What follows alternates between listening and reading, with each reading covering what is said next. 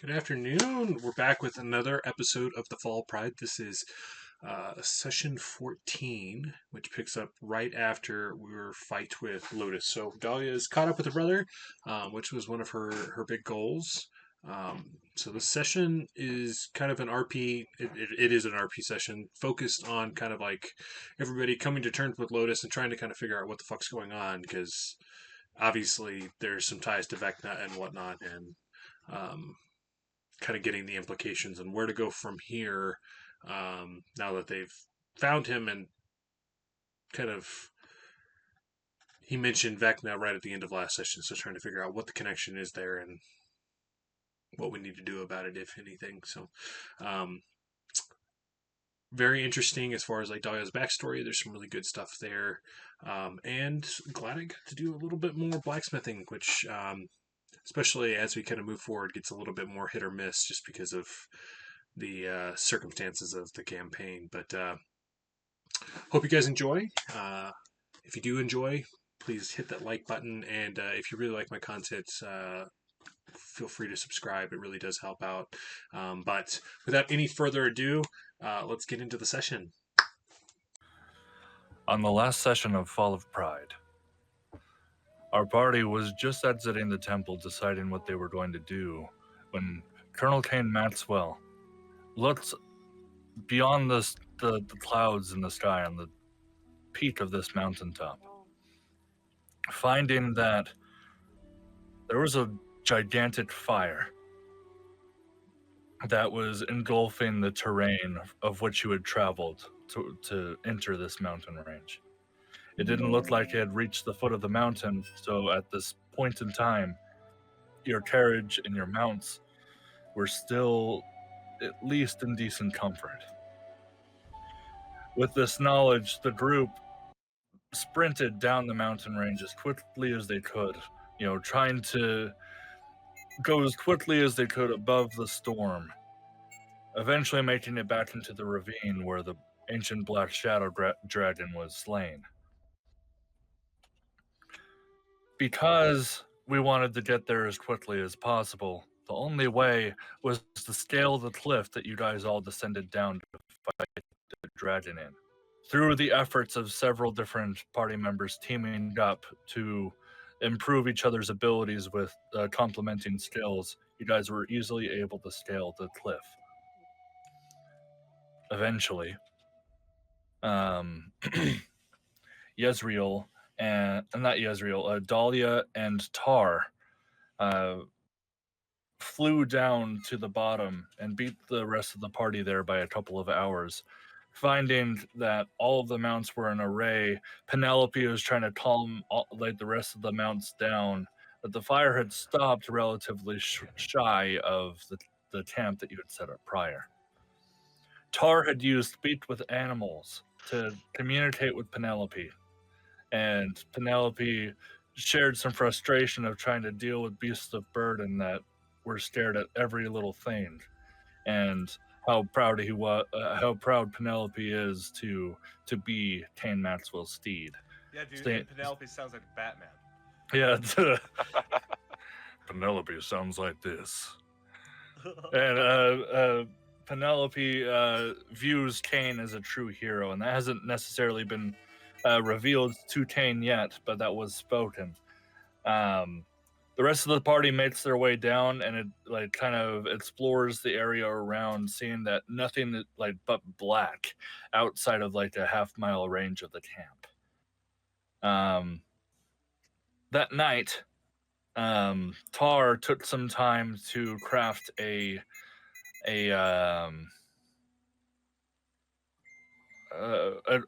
forget what I called it, like a great longbow or something like that, a great bow. Just a ridiculously large bow that is based off of strength rather than dexterity, and is working on the blueprints for that. That's right. Gladdek was trying to communicate with his god to see if you can remind me, Gladdek, how that conversation went exactly. From what I remember, he was very torn up about seeing the scorched earth tactic at the bottom of the mountain. So he was kind of communing with Mordant on having the strength to prevent this from ever happening again anywhere, essentially, and also with like the strength to move forward with potentially being the primary for the dwarven throne. Basically, all those things kind of from the monk was what he was dealing with.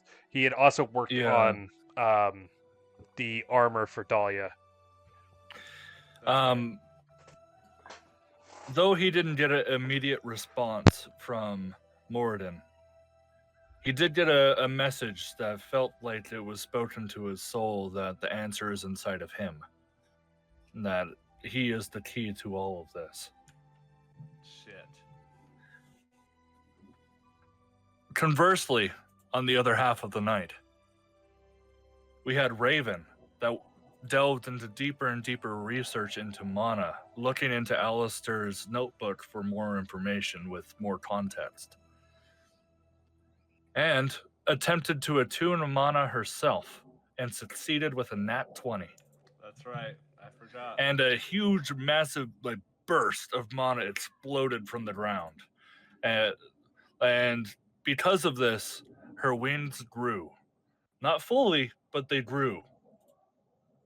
A huge, momentous step for Raven as a character. The night passes, and the party regains their footing and gets ready to see what caused this fire. Whether if it was man-made in a scorched earth policy, or if it was natural caused, it's hard to say because of the amount of burnt earth. The party traveled and traveled and traveled for about an hour until they saw this massive crater. A couple of different possibilities popped up to the players, whether if this was a meteorite, so maybe they could get some more Earthforgian steel, or something along the lines. But when they went That's what I thought it was! When they went into the crater, at the bottom, you could see a hilt stuck inside of the ground. And when it was pulled out, a flame-tongued great axe was revealed.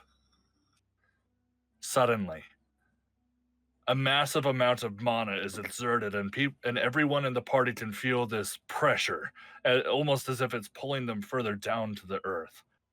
As they see what looks like a meteor flying through the sky, lands inside of the same crater, and you see Lotus, half statue, half shit. black dragon. Yeah, dude, like some gargoyle shit. Pick up his great axe from Dahlia's hands, and the combat encounter began. Oh, yeah. He gave some of the players a hard time, but with the sheer tenacity of this group and the clever use of magic from all of your support classes, you were able to take him down.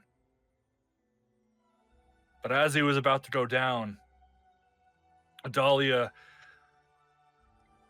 tried to finish Lotus off in the most respectful way that she knew how, to send him into a blaze with her breath weapon. Unknowingly taking in the power of the mana of the area around, relinquishing a huge plume of flame. Lotus survived this because of an ability of his, looked at Dahlia in the eyes and said, "Vecna is coming." And that is where we're going to start tonight's session. Oh, fuck, dude. Right there? Yep. Just for flavor, real quick, let me describe this. Let me describe the scene a little bit, and then we'll go in. Raven will have. I'm actually fine with this music for right now. Raven is going to have the floor first. There was something that she wanted to do before I ended the session, but it was a little premature, so we'll let her take the floor first. I'm just going to describe the scene. You see Lotus is kind of in a, not catatonic, but like still stance, almost as if a statue. You see Lotus with his left leg completely engulfed in stone. Right leg goes up to stone to about the knee. Little bits of like gravel, almost looks like like boulders forming up the side of his chest, and the rest is black scales. Now, ordinarily, Lotus is a red dragonborn, but through some means of whatever has happened to him, he is a black dragon now. Oh. You guys are all at the bottom of this massive crater. It takes a little bit of effort to get out of it because it's in the form of a perfect bowl, about 30 feet deep. It's massive.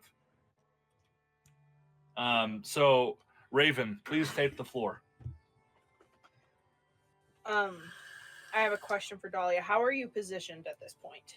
Are you like kneeling next to him, or Yeah, like how are they standing? Like is he? yeah, like where are you at in regards to Lotus? The way that we ended the fight, you were like right in front of Lotus. Like you had just let go of your breath weapon. So what are you doing now? Well, because I remember Lotus had kind of like fallen, was taken down to his knees, so Dahlia got on her knees in front of him before unleashing the breath weapon. So she would still be on her knees, just kind of like kneeling over him. Okay, I'm gonna approach Dahlia softly and kneel next to her and ask, I don't know the relationship between you guys, but I could sense there was a lot of emotion behind this.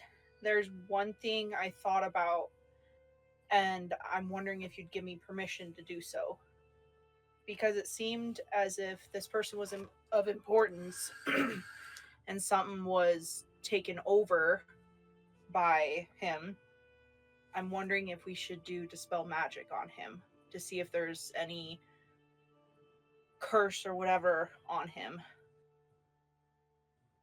Or Give him a chance at life. you see a tear roll down Dahlia's scales. She turns and looks at you and she says, Do you think it'll help? I was sensing divination and evocation magic within him. So, in my mind, literally, it could help. I'm willing to do anything to bring my brother back to me. Okay. Lotus is going to say one thing before you cast the spell. Where is Nizram? Dahlia puts a hand on Lotus's chest and says, Brother, please. All in good time. Let us help you, please. Where's Nizram? Okay. All right, I'm gonna... there's a save that needs to be done. Can you look at the spell description? Yeah. Also, Okay. just for the meantime, Colonel Cain Maxwell will be maintaining his rage by digging his fingernails into his palm every like 20 seconds or so my rage doesn't drop, and I'll just maintain a state of like willing to act whenever. And like I'd be able to I'm fully like willing to let that happen. I will say though, this is the biggest beating you've taken in a while, like even compared to the dragon. Like, So yeah, there's some power there. like that adrenaline alone is probably enough to keep you in a rage. Sure. it says 4th level or higher, and target make an ability check using your spellcasting ability. DC equals 10 plus the spell's level. On a successful check, the spell ends. It also says end the effects of a spell on the target if the spell's level equals 2 or less than the level of the spell. Well, Your DC is like plenty high. What level do you want to cast this at? 8th, strongest level. Okay, to scroll down and see how high you can. Yeah, 8th. 8? Wow. Yeah. Is 8 Okay, enough? Or do I have to so- roll still? Yeah, it depends on how strong this magic is, what Alright. the DC is. Because it's like 10 plus the spell level, right? Hey, 10 it would plus- be you'd be able to dispel an 8th level spell if you succeed on this. Okay, I'm gonna roll some physical dice for this. Sorry, everybody. Can I watch? No, you cannot. No, you cannot. I will re-roll if you do so. Oh, not looking. Okay, it's 18 is your save? Yeah. You guys need to put a blind up. I'm putting my hand up to my eyeballs right now. Okay. The number was 16. Oh, Okay. Like what? So any spell 3rd level or higher on the target ends. Okay. All right. Describe to me how dispel magic looks. So since I'm in a kneeling position, I'm gonna almost reenact what I was doing with the mana. Cool. Cool. Put my hands on the ground, but instead of seeing the blue, I'm gonna do red to match Dahlia. And that's not hard because of the type of mana that's being exerted in this area, in this Crater. crater. That is not hard at all. Yeah. And pretty much just do the whole hands to the ground, think, and then come up to a namaste position. cool. Cool. All right. Let me just make sure I'm saying this spell correctly. It's like magical effects, spell effects, you know.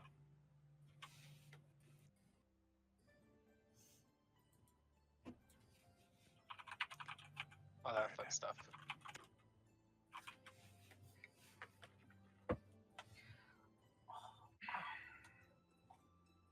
Okay. As you cast the spell, there seems to be a part of it that feels like it failed. Maybe it's something that was put on there in a more permanent sense.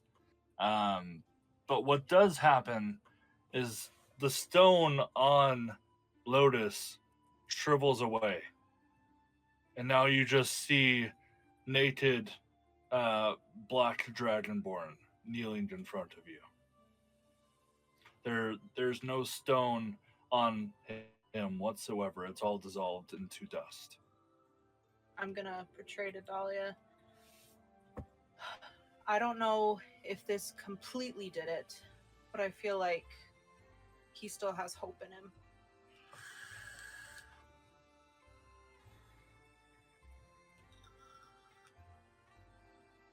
Dahlia puts a hand on Lotus's shoulder.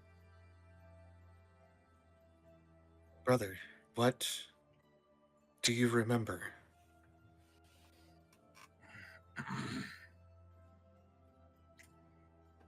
It's all too painful. Catch you up, brother. The dispel magic took off all of the stone on him. He's just a black dragonborn now. Oh.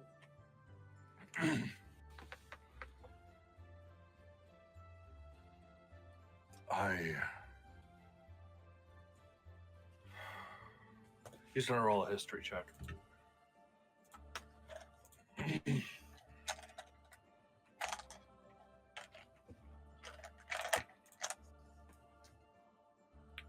Okay. I remember.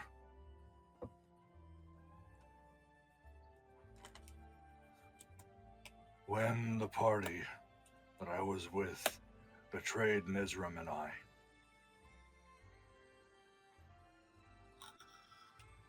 No one survived except Yezreel and myself.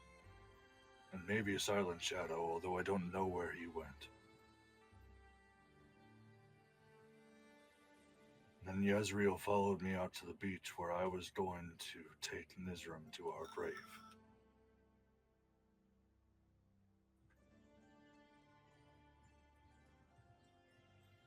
After that, I remember walking to the depths and hoping for a mortal life with the love of my life. And now I'm here.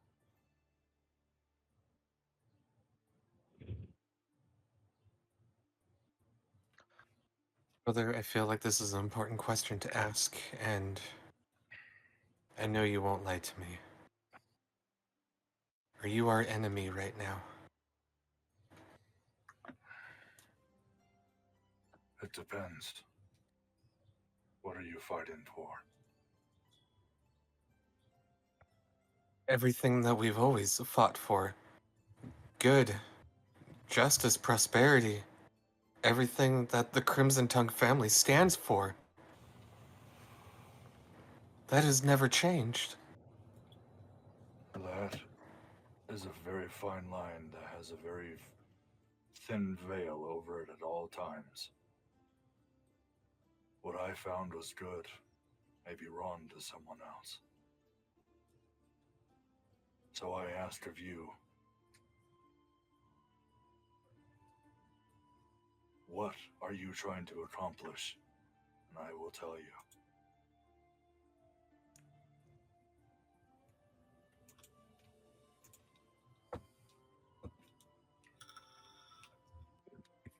Per to recent circumstances, it is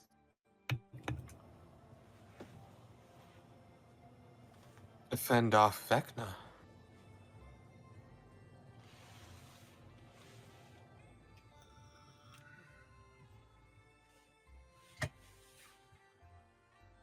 He's gonna take a look around.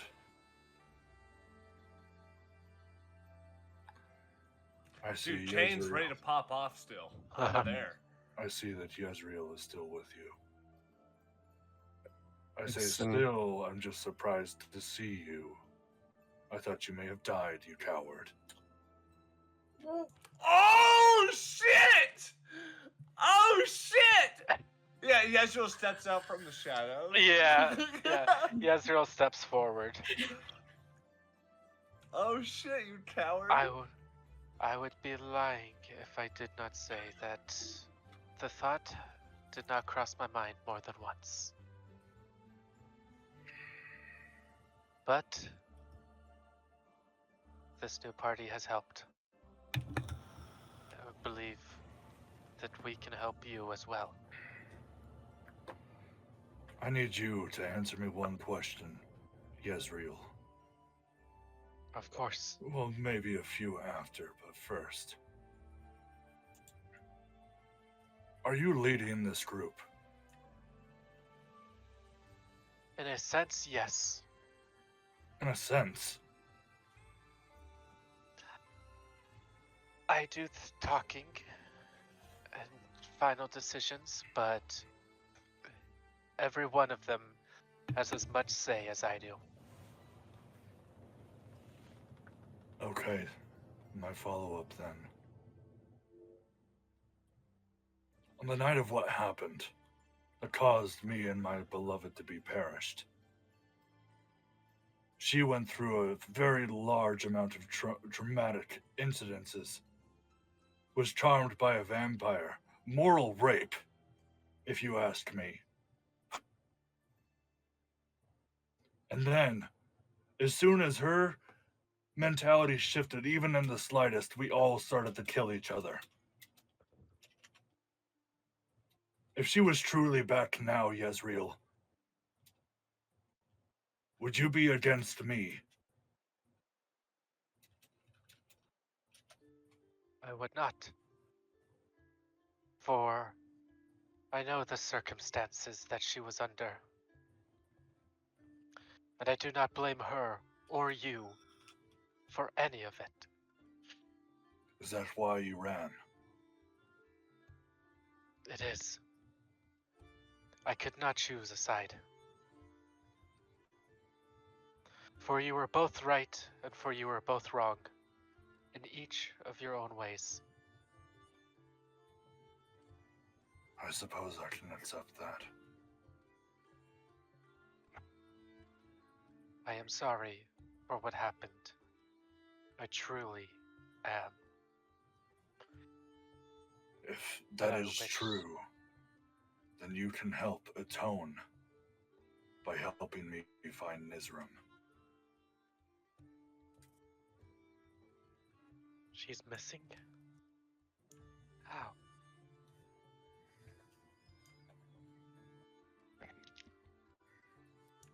He seems to be stunted a little bit. Real quick, none of us know who Nizram is, right? Only Yezreel? Nope.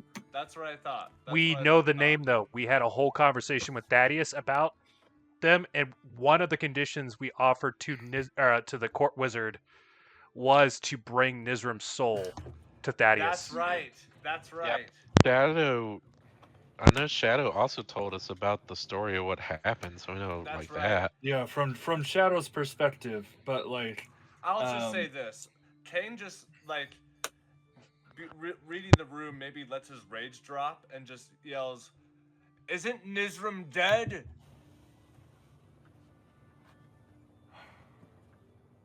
Dahlia kind of shoots you a look, Cain, of like, you have no bedside manner. I picked up on that, and I just back up 3 feet and just kind of Mumbling under his Not breath, pipe but I up. thought she was dead. yeah. Why are you mad at me? I'm right. Does anyone else have any thoughts before we continue on? No, please. Sorry. I didn't mean to interrupt. No. It's not interrupting. I don't want to hog the floor. So if anybody has questions they want to ask, please. DM, I think you have us all sitting on the edge of our chairs. I'm trying not to make any noise while you're talking, and I'm sitting here like, oh. And just another better clarification, because I'm editing the episode with some relevant information. Just so everybody's aware, I posted in the chat, but Surtur is currently an Aslan Shadow. Sure That's is. right. That's right. I just remembered. So. Oh, I never forgot. I just don't ever talk to him. Someone else took over. Yeah. Okay. I believe Nizram to be alive. If not, out of her own tenacity. But of the clutches of the god that she worships. She will not die at such an easy fate. She has been tormented for far too long for that. If I have any kind of a hint, if Surtur is around, we will find Nizram. Oh shit. So about Surtur, he is kind of round. Lotus, we did speak to this silent shadow creature you mentioned. He is alive, I think. I'm glad. But a Good broken soul, man. that one. He was broken when we found him. Oh Or so. shit. I don't think he was broken to Damn. this extent, laddie. He will never step foot in the light of day ever again. That's right.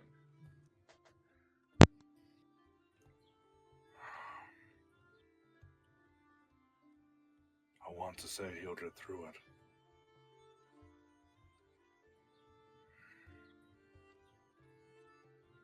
I don't know. He has his ways.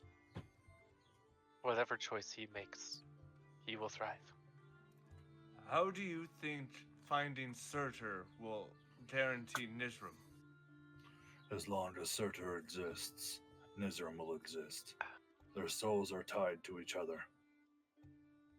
There was a Stockholm-esque feeling about them, where Surtur was incredibly physically and emotionally abusive until Nizram, straightened out his ways. So if Surtur lives, then Nizram lives too. Well, at least her soul, laddie. That's good enough for me.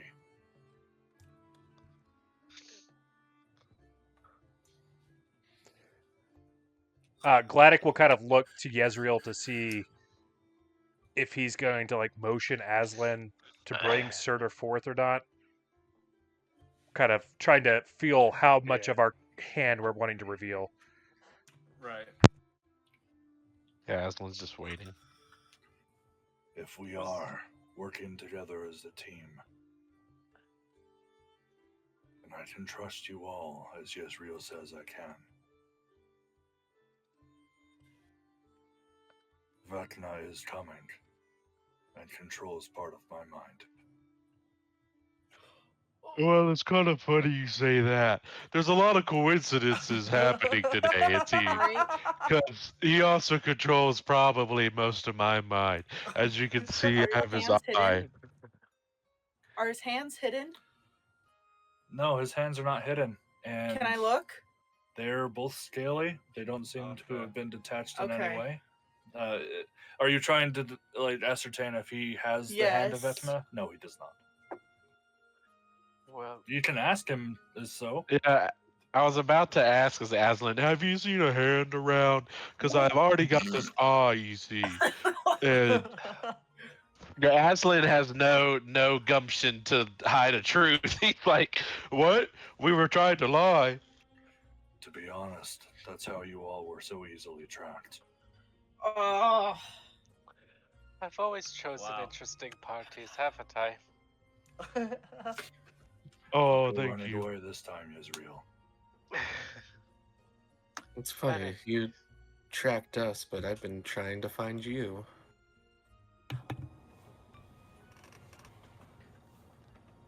Anyway, I'm not really who I once was.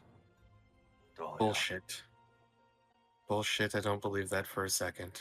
do you see these blackened scales? They're not red any longer. well, never judge a book by its cover, as they say. Crimson Tongue flame still lives in your heart. I know it. Clearly not as strongly as yours. I don't know if I've ever felt the heat of that amount of flame before. Well, You look taught me well, here. brother. Look, I used to be brown, but now I'm char black too. So it happens.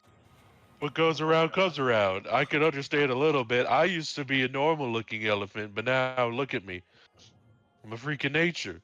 I guess I owe some more explanation. When I walked to the sea's depths with Nizram's body,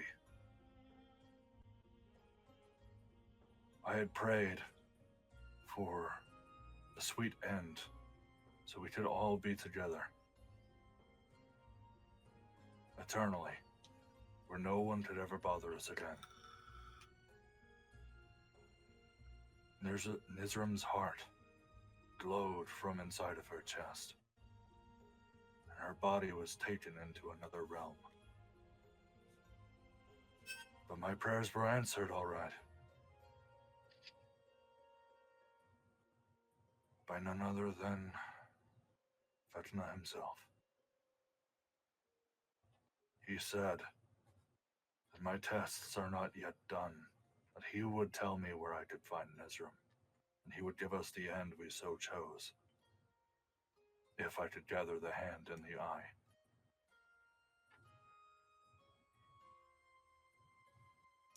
Stopping my petrification in the process.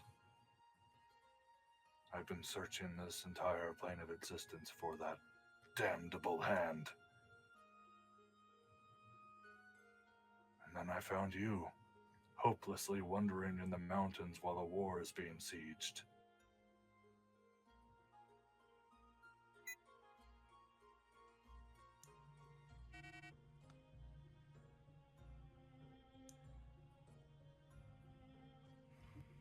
Yezreel will look towards Aslan and go, show him. What exactly? I'm confused. Dahlia Oh. responds. The weird shadow creature thing. Oh, Surtur, yes. Yeah, yeah. Surtur, are you there? Surtur will emerge from your shadow. Oh shit! It seems like good. he has recovered some of his constitution, and looks No doubt more to Vecna. like Yezreel. You this looks closer to the Surtur that you remember. Very muscular, almost like having the headdress of like a Dementor. Okay. but with like tentacles for arms that branch out like a whole branch of tentacles that come out of his sleeves. But very muscular. A hulk of a flesh golem is what he is. Oh, if only Dre was here.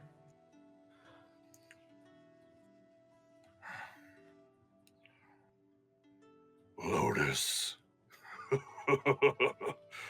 One who's turned himself to stone for such a lowly wench. But I can tell you, Nizram is alive, although I don't know where.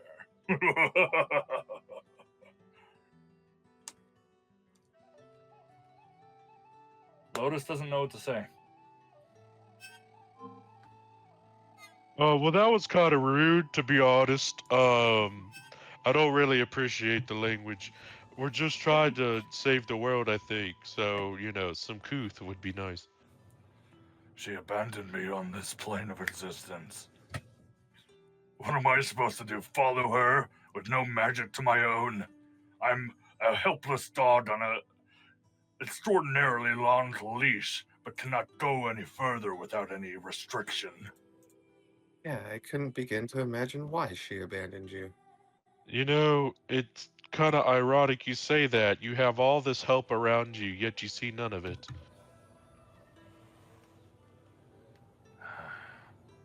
I didn't choose to be tied to her soul.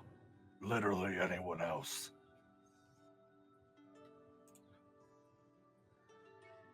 Well, did she choose to be tied to yours? I don't know. I don't think it was an equal agreement there. I'm just saying, it's not always a single-edged sword. Sometimes the cut goes both ways. I need one of us to be ended already. So forgive me for not bringing flowers to this occasion.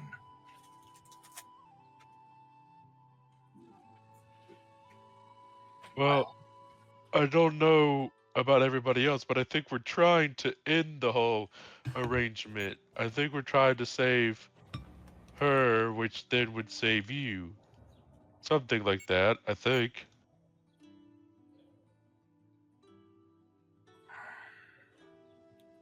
I may be able to help then.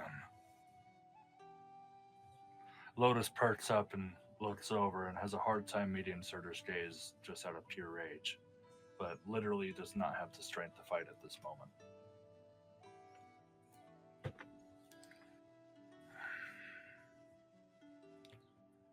There is equal reason why this war wages. Both sides are right and wrong for the wrong and right reasons. For you see, the wizard that you all took down is the one that bounded our souls together, Nizram and I. I thought by ending his lineage, we would be fine. But after Nizram was taken to another plane of existence and I hunted the spawn of this wizard and killed them, I am still stuck here. Wait, so she's in another dimension? That's wow, that's gonna be kind of tough. She's deep within the abyss. And the abyss is where or what exactly? You can roll a history check or an arcana check. I'd accept both. Aslan wouldn't know. Okay. There's no way. Like he's too down to earth. Anyone else who's proficient in those can make a check. Double check. Arcana or history. Yeah, Yeah, Dahlia's kind of dumb. I'm proficient in Arcana. I can make a check. Yeah, you make a check. I'll do Arcana as well. It's a 22 history for Gladdek. Okay, Gladdek and Raven, you guys know. Oh, Yezreel, unfortunately, you have heard of this place, but you don't know anything about it. As far as Gladdek and Raven go, you guys know of the Abyss. It's typically thought of as the home place of demons of all kind. or the birthplace of demons. Demons can often be found within the Nine Hells, but it's more often than not their birthplace is the Abyss. Not much has been documented about the Abyss because those who have traveled, and this is where your check comes in, Raven, this more in-depth detail. Those who have traveled to the Abyss have either not been strong enough or have not been able to find a way to come back. Either way, there has been no documentation of such. I need to catch you up on what you missed. Sorry, dude. Dog It's okay. Surtur just revealed that Nizram is in the Abyss. Of course. Okay, cool. But once I ended that court wizard's lineage, after you all had slayed him, I thought that ending the lineage of the caster who had summoned us and tethered our souls together, it would have ended it, but no. So then I sought for further help. I delved into the shadows of politicians within the Seven Lion Pride's generals, if you want to even call it that. An unorganized political triage of sorts. I thought maybe I could find more information, but ended up only finding just as dark shit as I found in the Underdark. You see Raven's eyes just go wide, like, what? As far as I'm concerned, I don't care who wins this war. I just want to see it over so I can be freed of this damnable realm.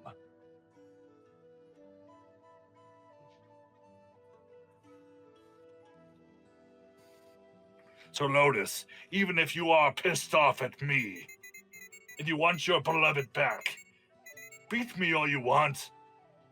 I will continue coming back to haunt everyone here. Whether I want to or not.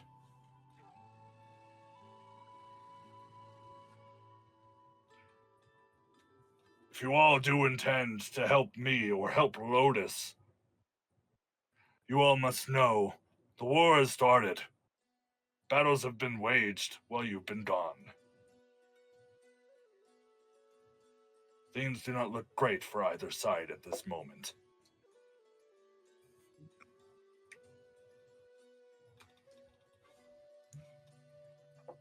I'll just look to Dahlia or Yezreel, because I don't think Cain has the tongue for this type of talk.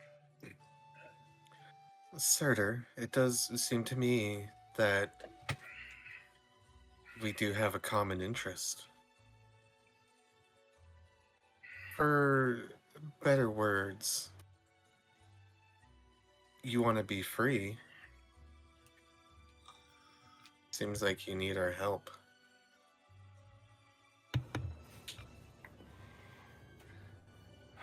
I do. I don't know if I can do much in the Abyss, to be honest. If I go there, and it's found that I have failed in my task,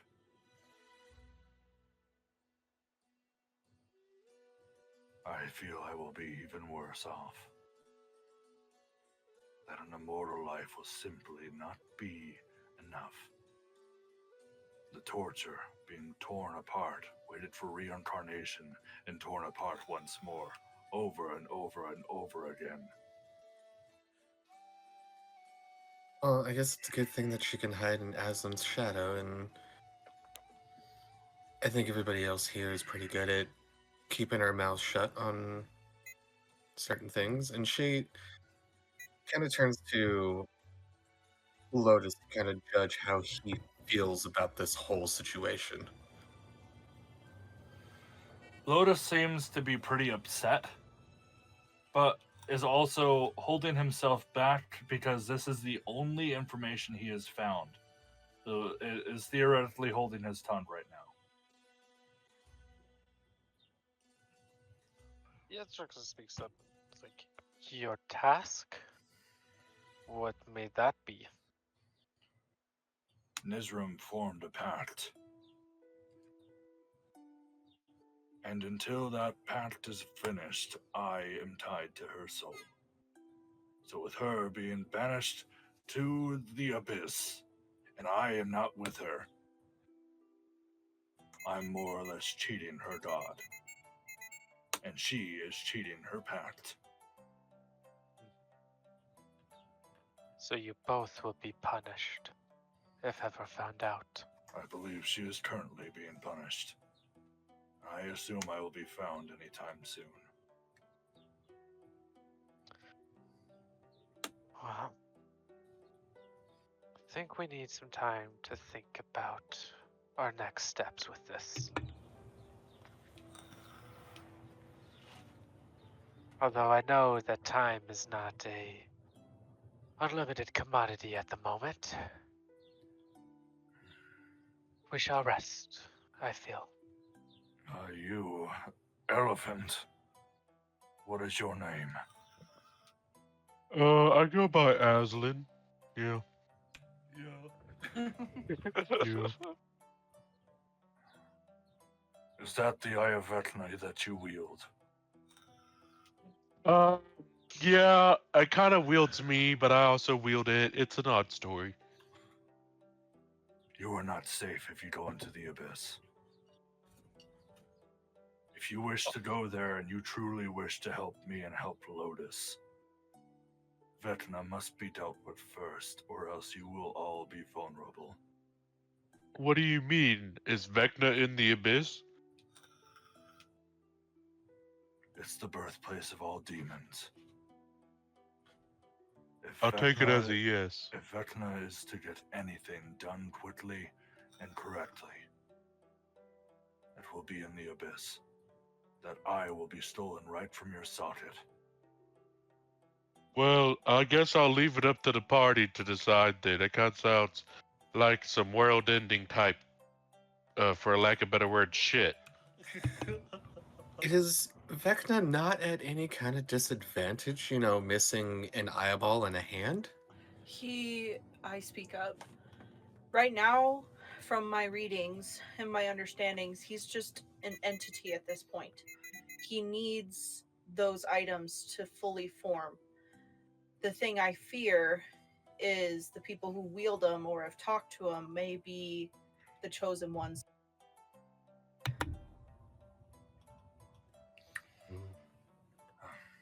You guys can remember from your conversations with the Ancient One, the monk up in that temple, basically said that in order to achieve pseudo godhood, Vecna put all of his magic into two separate parts of his body and removed them in order to allow for more mana to enter the rest of his body without his magic interfering. And that's how he is able to become so powerful. So without all three of his pieces, his body, his hand, and his eye, he cannot fully reform. So, yeah, I think it would be best if I stayed here if y'all decide to do that. Yeah. Well, I feel like we should at least deal with Vecna first. I'm with Yezreel on this. If you wish to go to the abyss, you best deal with Vecna first.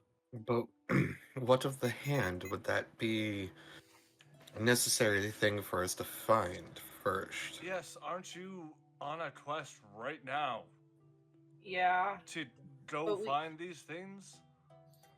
we are sent by the Seven Lion Pride, and it seems like Lotus is being sent by Vecna, so we're all searching for the same item. But the problem we're running into is we need the compass to find the hand, but we don't have any information on where to find the compass. Yeah. And we Brother, can't destroy these items. Or at least we need to find a way, because I'm sure that would be helpful. brother, do you know of the compass? The compass of location. Yes. Hold on, I'm sorry, I'm trying to find my map here. Okay, let me. I was just half expecting it was like the compass of location.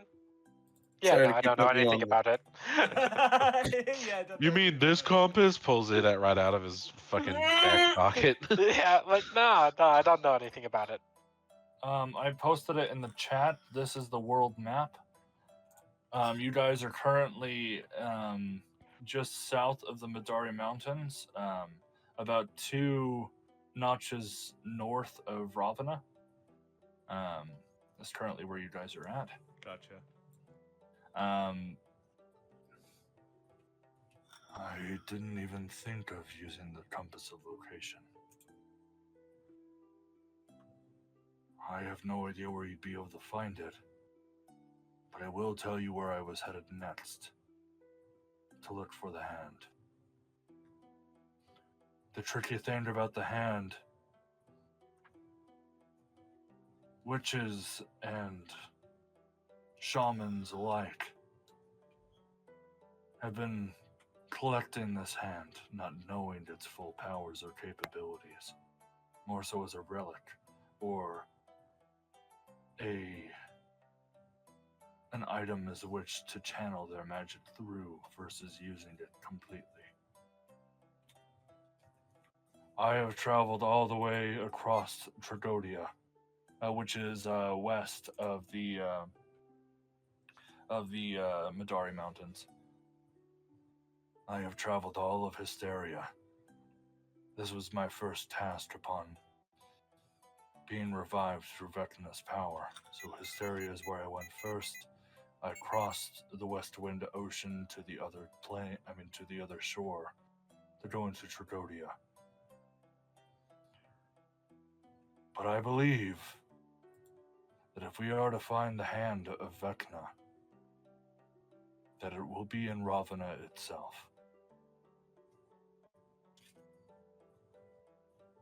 That is where I was going to head next, and I was going to wait for the war to forge onward, so I could go in while the defenses were low.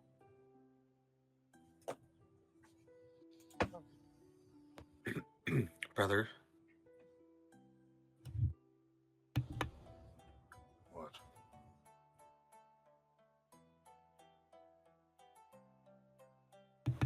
if we promise to help you find Nizrim, will you help us defeat Vecna?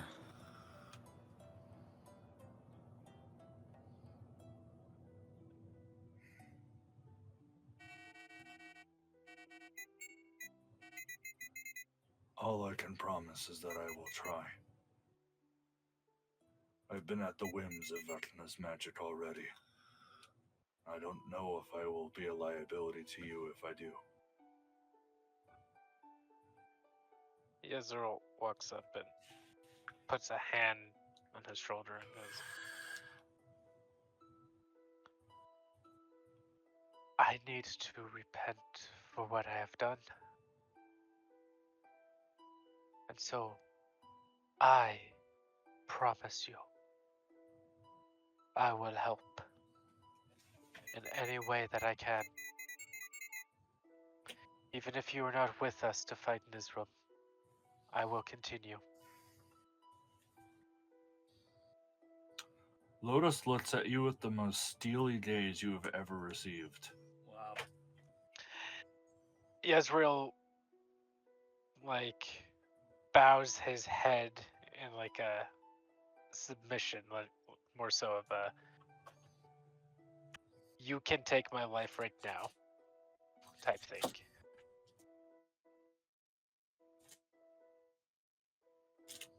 Fully open. Fine. I'll do what I can. I accept your words. Thank you. For I know. I don't know which. Oh, go ahead. I was thank you. For I know they do not mean much to you. I'm quick to forgive Yezreel. And if what you told me was true, you may still be a coward in my eyes, but at least you didn't betray me. Thank you. And steps away. Now, I don't know which side of the war you guys have chosen, or your reason for even being sent over here. My task with the party I was sent with was to just scope out the situation. And we did fuck all of that. We ended up getting tied up with a beholder and a vampire, finding out nothing before we killed each other. So I don't know what your plan is or where your allegiances lie, but I believe the hand of Vecna lies on one of the generals of the Seven Lion Pride. What? Dude, Well, watch your damn, language. we were that close and we didn't even know. I don't know who, but I believe this is what the Drow are after.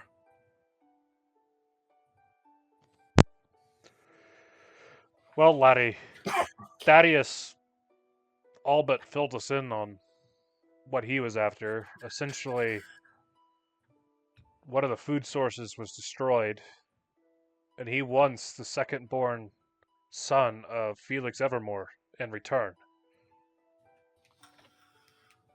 That may be a part of it. From what I know of Thaddeus, this is just to fulfill what he has been promised throughout the Evermore bloodline. A deal was forged with him thousands of years ago that he would stop his rampage in order for the firstborn son of his lineage every time. And Felix Evermore did not give his firstborn son. That is not the reason for the war, merely the motivation behind one of their branches. It is a front.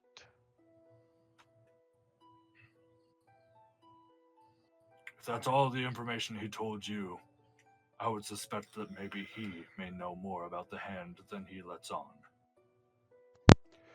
Well, I wouldn't be surprised since we got the fucking eye from his arch wizard, so... That's right. I'm talking about Felix, sorry. The general that's like the paladin yeah. that's super just and stuff. Like he may be the one we need to talk to about the hand is what I meant. Well, more or less, that's kind of the sort of conclusion we came to when we had talked with Thaddeus, was that Felix was just as much in the shit as Thaddeus, except he decided to make himself look like he was innocent. To be honest, as much of a dick as Thaddeus was, at least he was upfront about it. So I ask again, what was your purpose for being sent over to Western Yukon? I thought we went to Aralas. No. You came from Aralas. Oh, my bad. My bad. The map I put in the chat is of Western Yukon. Gotcha. Well, to be honest, laddie, I don't fucking remember, because we're on like the third fucking quest at this point. The most recent reason we came out was to collect some shit for the Ice Witch. I'll let you guys do a history check. I remember as well with it. Yeah, this is kind of confusing at this point. We're on like 15 different quests. All right, well, Yesriel, sir. give us an explanation.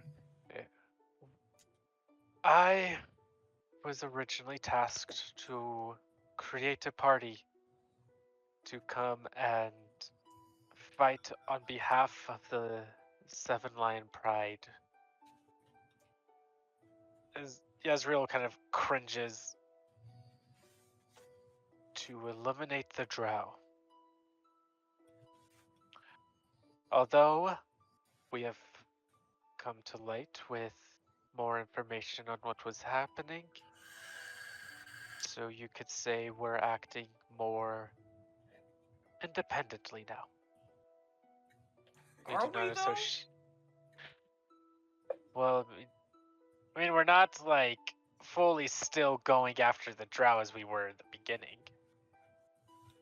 But yeah, you're right. Yeah, we are saving face for the Seven Lion Pride,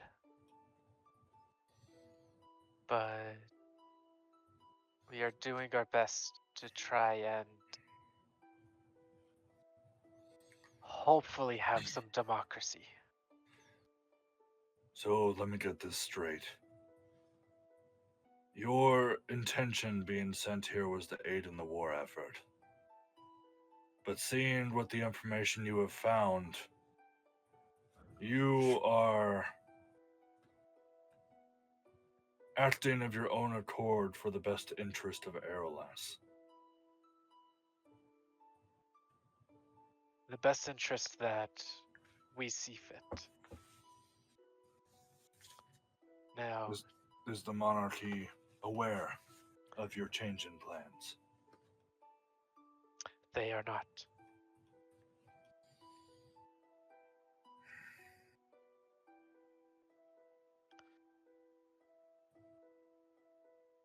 Well,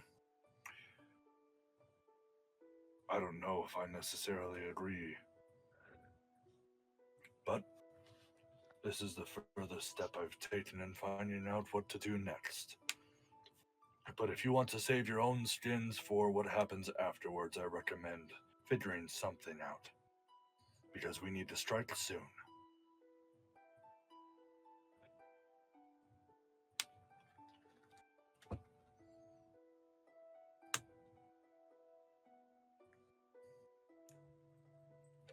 I'm I trying think- to. I'm sorry, go ahead. With Raven in her thoughts, right after she had said, well, she had heard Lotus saying he believes it could be with one of the Seven Lion Pride. I'm trying to. Don't know if this needs to be a check or if I need to encode thoughts with this one. But I'm trying to remember if there's beef between any of the seven Oh yeah. with Lysandra specifically. Yeah, they're I'm they're not all even- in unison, right? Yeah, I'm not even gonna make you do a check. It like their entire like presence is beef. Like they're constantly like And there's not one that strikes Lysandra more than the others. Lysandra is kind of the one that strikes everyone else. She's kind of a bitch to everyone. And so Mm. she's kind Yeah. of their first guess when it comes to like fishy things. Although you haven't Gotcha. seen anything to contradict that fact. Right. So as far as things that you know about Lysandra being her personal ward, I would say that she's pretty clean as far as suspicion goes.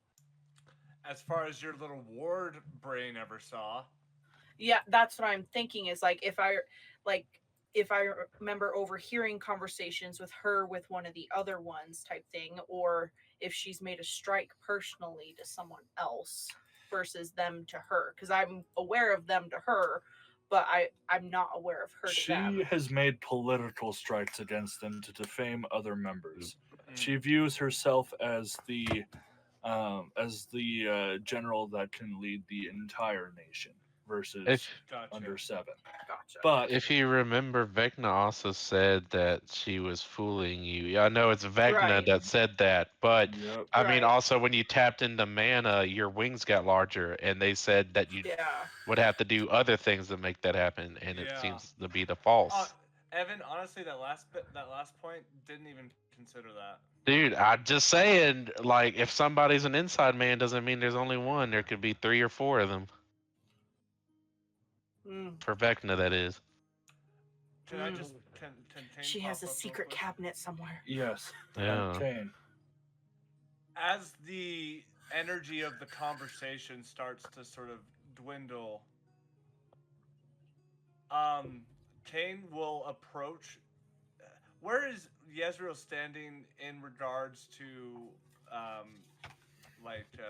Dahlia and Lotus?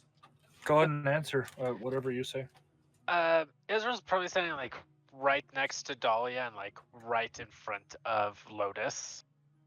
Okay, well, I'll just come sort of like whisper into your ear, and as I approach, I'll just like kind of like hold my hand out in a non-threatening way, no disrespect, and I'll just whisper right in front of Lotus's face into Yezreel's ear. Look, I don't think we'll have to have a talk, but I don't think we'll find a lot of resistance to the idea with traveling with and I'll just like nod my head towards Lotus's general direction. But I think we need some time to talk about this before we just say, okay, let's go find the fucking hand. And I'll just kind of back up like one step and give you a little head nod and sort of go back to the spot I was in prior. Yezreel's just kind of like, he doesn't even nod his head, he just nods his eyes. Cool. Like type of thing. Just a agreement, like, yep. I don't want to overstep my bounds here, but as a hopefully valued member of this party, I wanted to make my opinion known. I honestly believe that the quests we have been sent on are bullshit. The quest to grow your wings, I feel as if it was a complete lie to distract us from this war and to get rid of us from the Seven Lion Pride. If one of them apparently has an arm, then clearly somebody's working in the shadows with Vecna to make this all happen. I'm not pointing fingers, but the wizard was the one that made us go off and do this stupid thing. Well, Also, when you tapped in, I don't know if Aslan was here, but when you tapped into that mysterious mana stuff, your wings grew. So it seems like an even more obvious lie. Because, see, you didn't even need to do this bogus quest for that to happen. I think, honestly, we should drop all this and go kick some ass and take back an arm and, yeah. I'm pondering on Aslan's thought, like, if I remember if there's a secret compartment somewhere or a secret chamber, because I scour everywhere. I'm curious. I'm gonna say no. Yezreel will be like, well, we already know with the reason the Seven Lion Pride are saying the war is for is bullshit. I was part of the reason that they're saying this. And as I've already talked to you guys before, not all of it was true. We know, for whatever reason, that they are wanting to fight the Drow, and they are looking for any reason they possibly can to wage this war. I don't think it's far off to look into the Seven Lion Pride directly on about what's going on with this.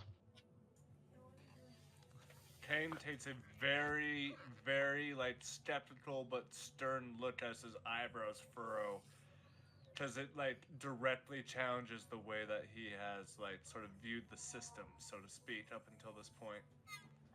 Not sure like how heavily to lean in this idea that the world leaders that we've been working for directly are somehow corrupt in some nature.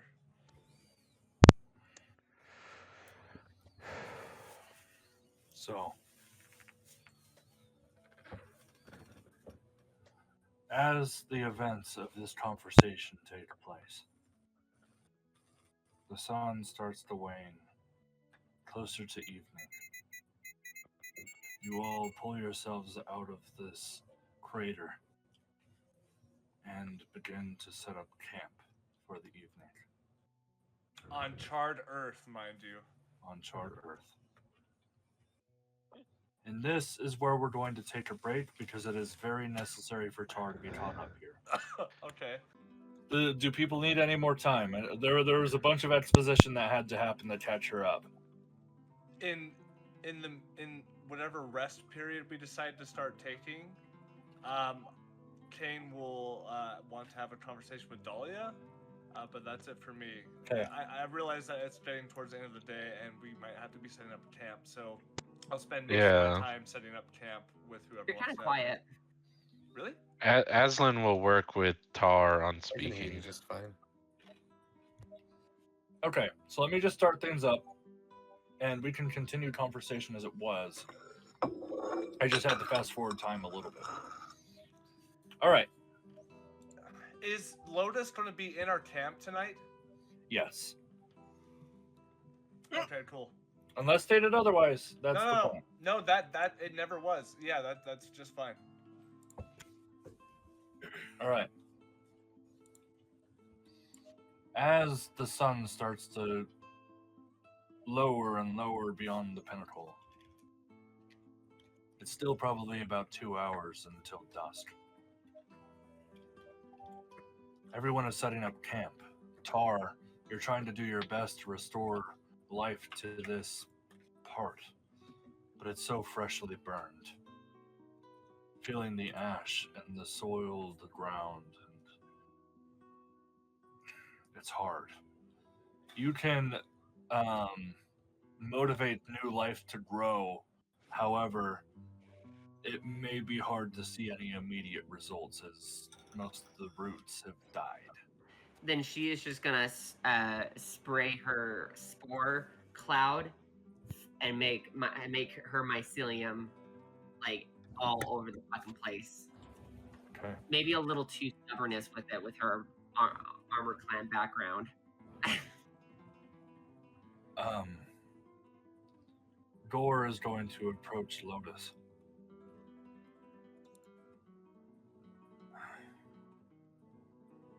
What suits you better? Oh, okay. And he, Lotus kind of looks over in a rainbow sort of style and kind of gives a snicker and doesn't respond. Listen, I don't know when we'd be able to have this conversation. But I do want to talk to you about Dahlia. If we are to fail, I don't want to lose that chance.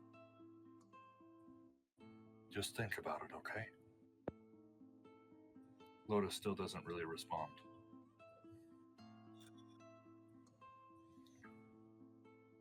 Alright, so let's start it off. For things that people would like to do tonight. We're going to go in reverse this sort of order. Yezreel. Where is Lotus right now? He's kind of sitting Dark Souls style next to the bonfire, just kind of kneeling, getting far too close to it. Oh, Yezreel's gonna be rolling the coin across his fingers. Yes. That he got for a big break from Boomy. He's just still staring at the fire. I'm like, do you remember Big Break? He didn't really feel the adventuring type. No. But despite everything that we went through, I don't know if we would have made it as far without him. Yeah. He told me his real name, surprisingly. Don't tell me. If he didn't feel comfortable enough sharing it in his own life, I don't wish to know it now. Respectful. Although, the reason I bring him up is on the way to the Underdark, we went past that campsite, the final campsite.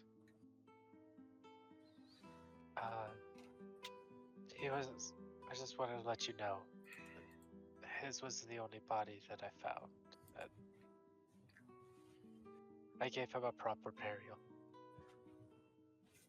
I just wanted to let you know that. It's unfortunate the way things turned out.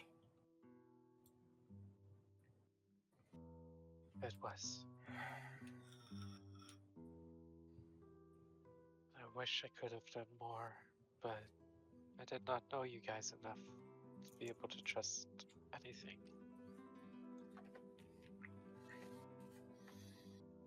That's a hard thing to come across, Yezreel.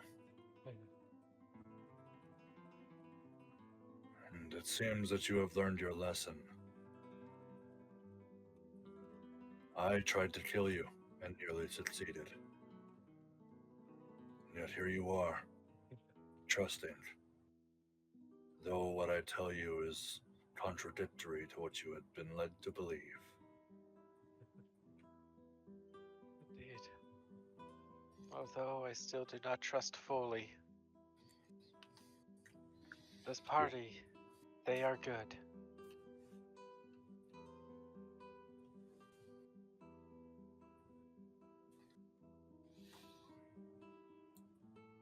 It's just- Are you saying that you don't fully trust me, or you don't fully trust your party? I would be lying if I said that I fully trusted anybody. Although, I trust my party more than most. You are the only reason I don't have full trust in. It's just because you have admitted that you've been controlled by Vecna. So it is not that I don't trust you. I don't trust when that control would take over. It's interesting that you say that, Lotus. I mean, you say that, Yezreel.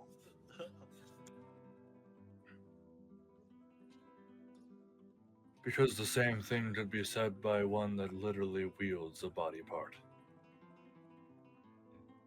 Yeah.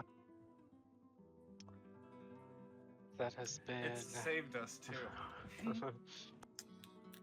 That has been a topic of discussion within the party more than once. We have even plans of ending him if it comes to be.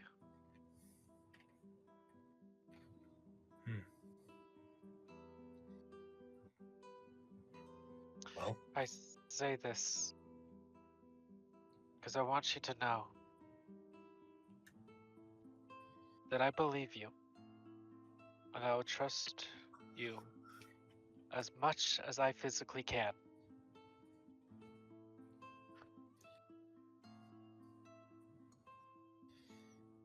As Yezreel flicks the coin in the air and grabs it and puts it back in his pocket.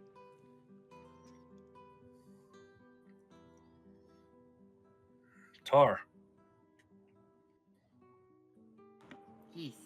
anything from you? She's just dust cropping the land with her mycelium spores.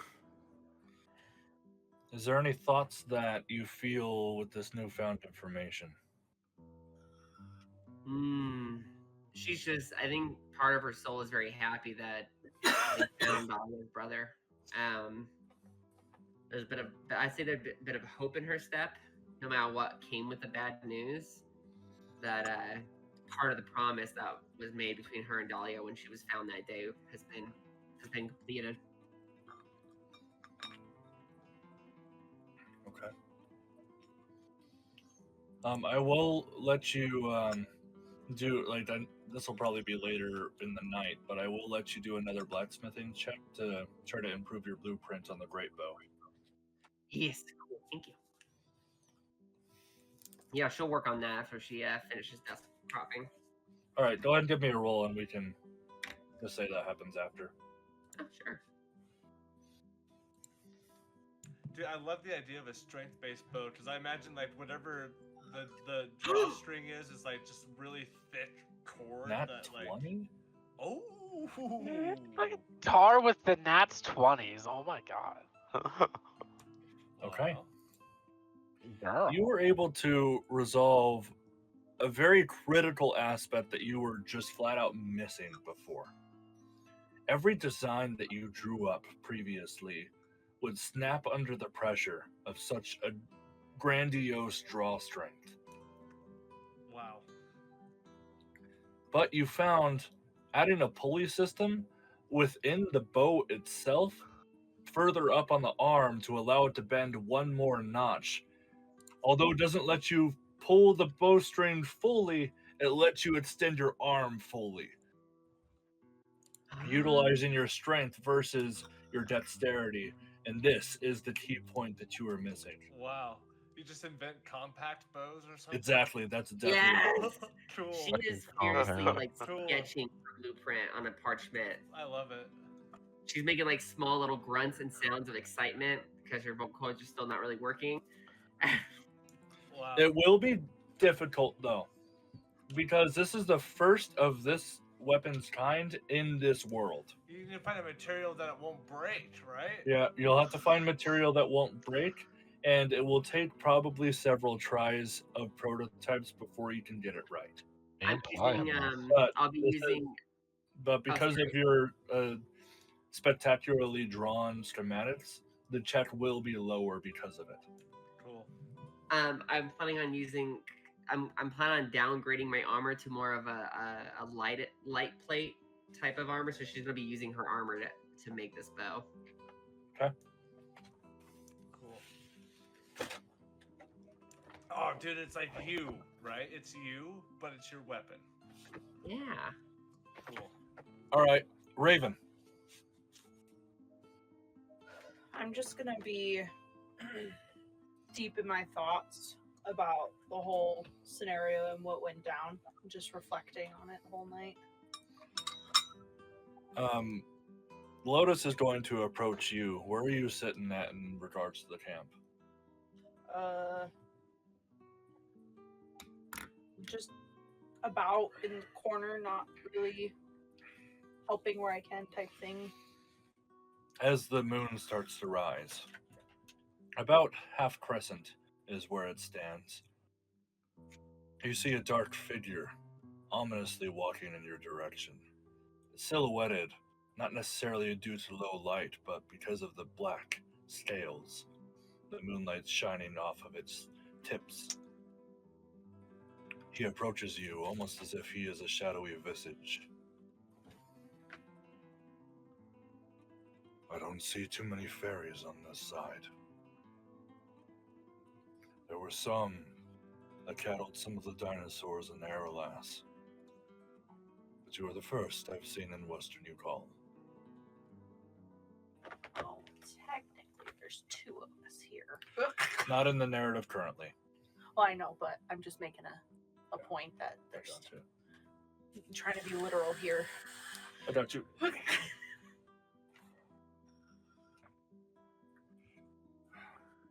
I come to you. How is it that you control mana?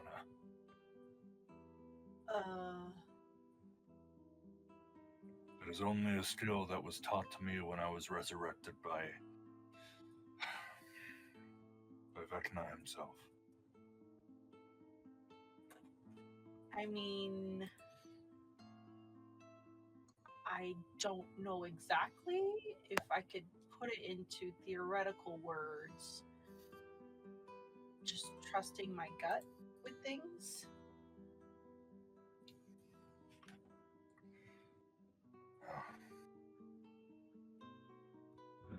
Instead of logic, just more letting fate happen.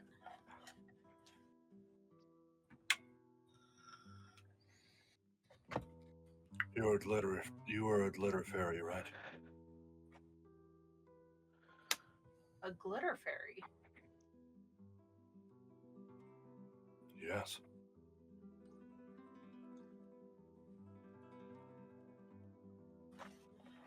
Your wings, they glitter, are they not? Well, yes, but I thought that was just to form its shape, not an actual species. Maybe it's not a species.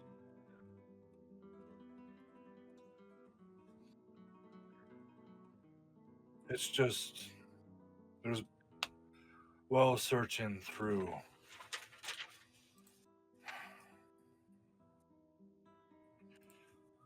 searching through Trigodia, and some of their ancient temples that they have there, of ancient orc tribes. There was some relics that depicted glitter fairies. That's all I know of it. You're certainly the first one I've seen with that. And it doesn't seem like a coincidence that you can just casually use mana. Well, I mean, this is the first I've heard of it, and I read a lot. I mean, a lot. Romance novels? No. Gore used to be into those.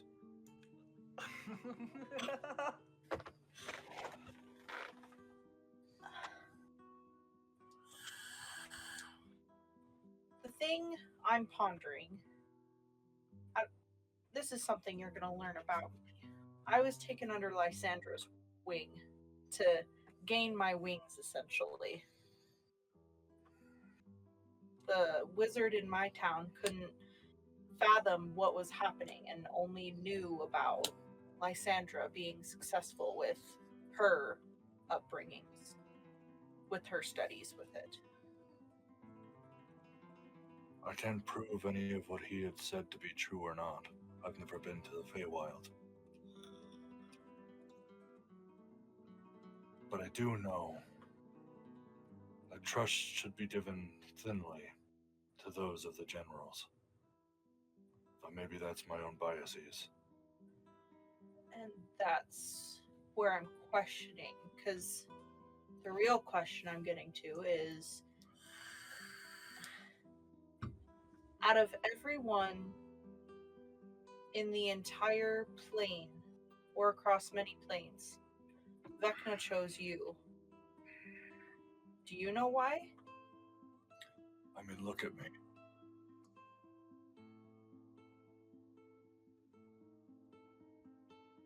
But weren't you different beforehand? I was red. Exactly. So there's something in you that he sees. I kind of just viewed it as a vulnerable soul who had no other choice to say yes. There's always choices in life. I thought I had made my choice pretty clear when I would try to off myself.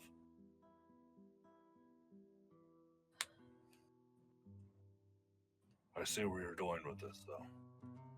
I'll do some thinking on it. However,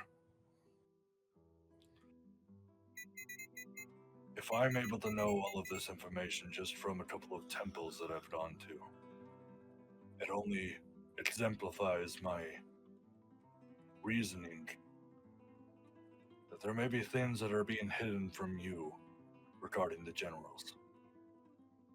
Not just about the hand.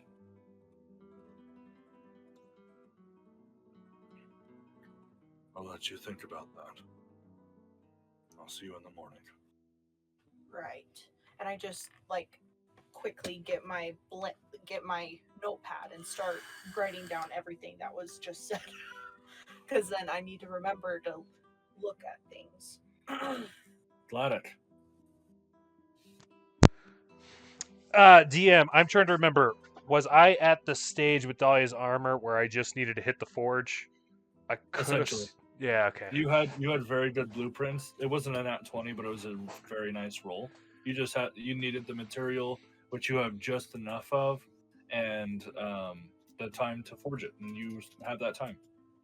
Just enough of. I thought I had enough for 3 or Right. I meant just okay. enough. As in, I was like, you- oh you shit, is this my realized last you're one? It depends. If you fail this check, then it will take the rest to make another. But just I guess meta wise, on a fail, am I not able to melt it back down? yes, but in fairness, I am not going to allow the same amount to be salvaged. Okay. Sure, that makes sense. Um, It's like buying a weapon from an RPG vendor and then reselling it. It's like fucking lost 75% value. Yeah. yeah. No, it makes sense because you're Stupid. gonna have impurities and everything in it after the process. So, Gladdek is kind of like looking over the scorched earth. He's gonna walk up to Dahlia, kind of like kneel down, grab some of the soil, and kind of like massage it between his hands. Well, lassie, I think it's time that we make something out of what remains of this land. If you'll join me I think it's time for us to put some more Earthforgian steel to good use. This time for protection. Tar, I'm trying to remember, does your forge open up? Where like you could be. So Gladdek wants to have this open so that he would be kind of like able to look out over the scorched earth during the process and kind of like have in his mind like a deeper and closer connection to the earth and Morden. And the other aspect is that he would do his best to commune with Dahlia and Draconic during the entire process. So, I need Gladdek to hop into DM secrets, please. What? You're in trouble. It's already. Oh, okay. Okay. It is your turn, Gladdek. Okay. I'm not going. This is not about the smithing check. We will get to that in a moment. But I need you to. What was the check based off of again? Is it The mono one? Yeah. Wisdom. Go ahead and give me a wisdom check, please. Oh gosh. Make sure it's not a save. It's a wisdom check. A 4. Okay. I will keep that in mind. Let's hop back. Sort of long game sort of thing. You know what Dude, I mean? I feel like I don't know. I feel like I'm onto something. Is all I'm feeling. Okay. Wait, what'd you say, Colt? Just I wouldn't. I would. Never got mind. you. Never mind. Tucker's I right. got you. Don't worry about it. Okay. Gladdek, go ahead and give me a blacksmithing check. I will let you do an advantage if Dahlia is able to do something or say something to help you in the process.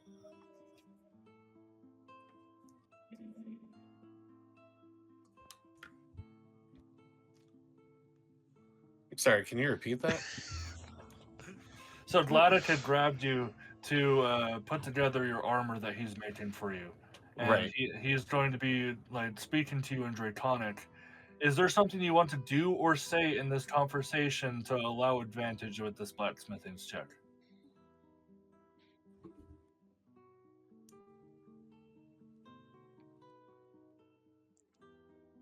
Can she offer her flame? Would that help? Dude, That would be hoping fucking you'd say epic. that. So yes. Dude, I was hoping you'd say that. Yes. All right. I know I just did this, but both of you hop down in the DMC. God damn it! Fuck you. Your camera on when you switch rooms. All right, Gladdek, this is the same thing that I'm having you do, except I'm going to retroactively let this be an advantage. So Dahlia, give me a wisdom check, no proficiency, just a straight up wisdom check at advantage, please. Probably gonna say she's gonna need the advantage. do you want me to roll it again at advantage or just one more roll? Just one more roll. Perfect. Not much better. A 5. Okay, the highest I got in wisdom was 14. Very good. Let's go back.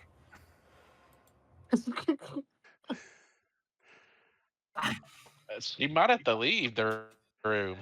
Yeah, I think for the most part, Katie actually leaves the room when DM secret stuff is well, happening. Typically, yes, but she already knows what's happening. I know what's happening, so I don't have to leave for these scenarios. Gotcha. Official inside director cut. Well, she knows what's happening because it's happened to her as a player before. So Oh. okay, Wow. Dahlia, as you start conjuring the flame within yourself, you feel a similar feeling, the same that you were shit? that you were blowing through your maw directly onto Lotus to bring him to some kind of semblance that you were trying to do him good. What she said? Okay, all right. Gladdek, although you're not able to really tap into this, there's this feeling as you're preparing to smack the metal with your hammer. And that heat,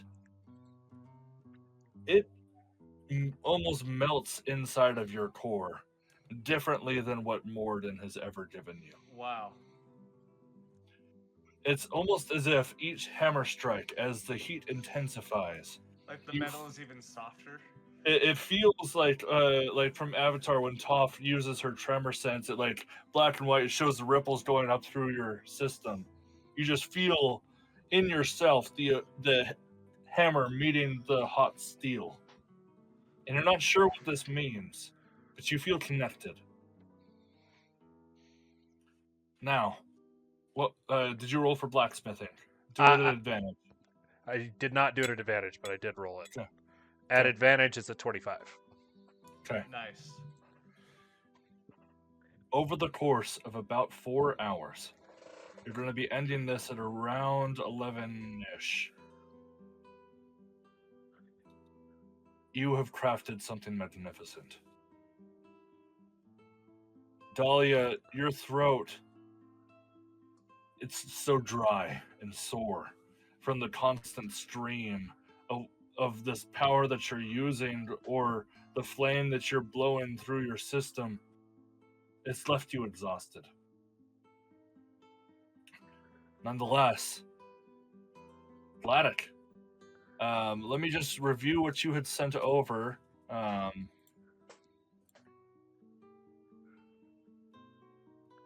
I am cool with that. Yep, go ahead and send that over to Dahlia. Dahlia, you now have a new set of armor. What are you naming it? The breastplate of the dragon. Cool. Ooh. Cool. And Go if you ahead want a and give- reminder, I'll drop in an image of it. Yes, along with the image, please describe to me like how it feels when you wear it, and like your whole idea that you put into while forging it. Please, as much detail as you can. So the mindset is, this is the third sort of use of Earthforging steel where Gladdek is seeing the application in person, and he's kind of started to understand that the metal absorbs heat. So the mindset is, instead of using a weapon that's dishing it out per se, it's a set of armor that's absorbing it and kind of reflecting it out. So the concept behind this one is, as the user takes fire damage, they're able to take the energy and force back out. So meta-wise, you get 2 charges per short rest. After taking fire damage, you can force a blast at an opponent where they have to make a dex save. Otherwise, they take force damage and get knocked back 10 feet. Is it That's super badass, by the way. what was I gonna say, goddammit? Were you able to find it? Is it a reaction thing? Do you have to use a reaction? or is it Bonus just like a action. bonus Is what I have it, unless reaction makes more sense, DM.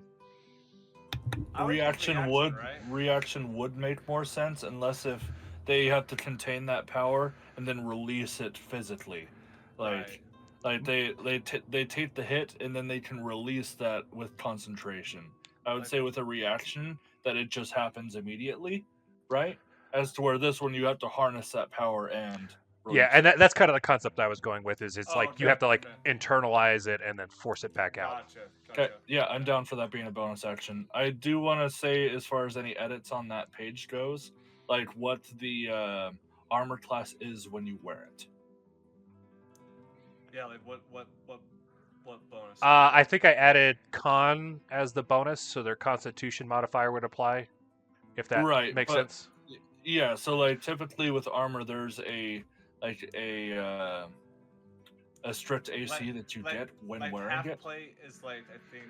So 18. it's based off of the rare adamantine, so it's a base 14, and then I Okay. think I added the bonus of your con modifier.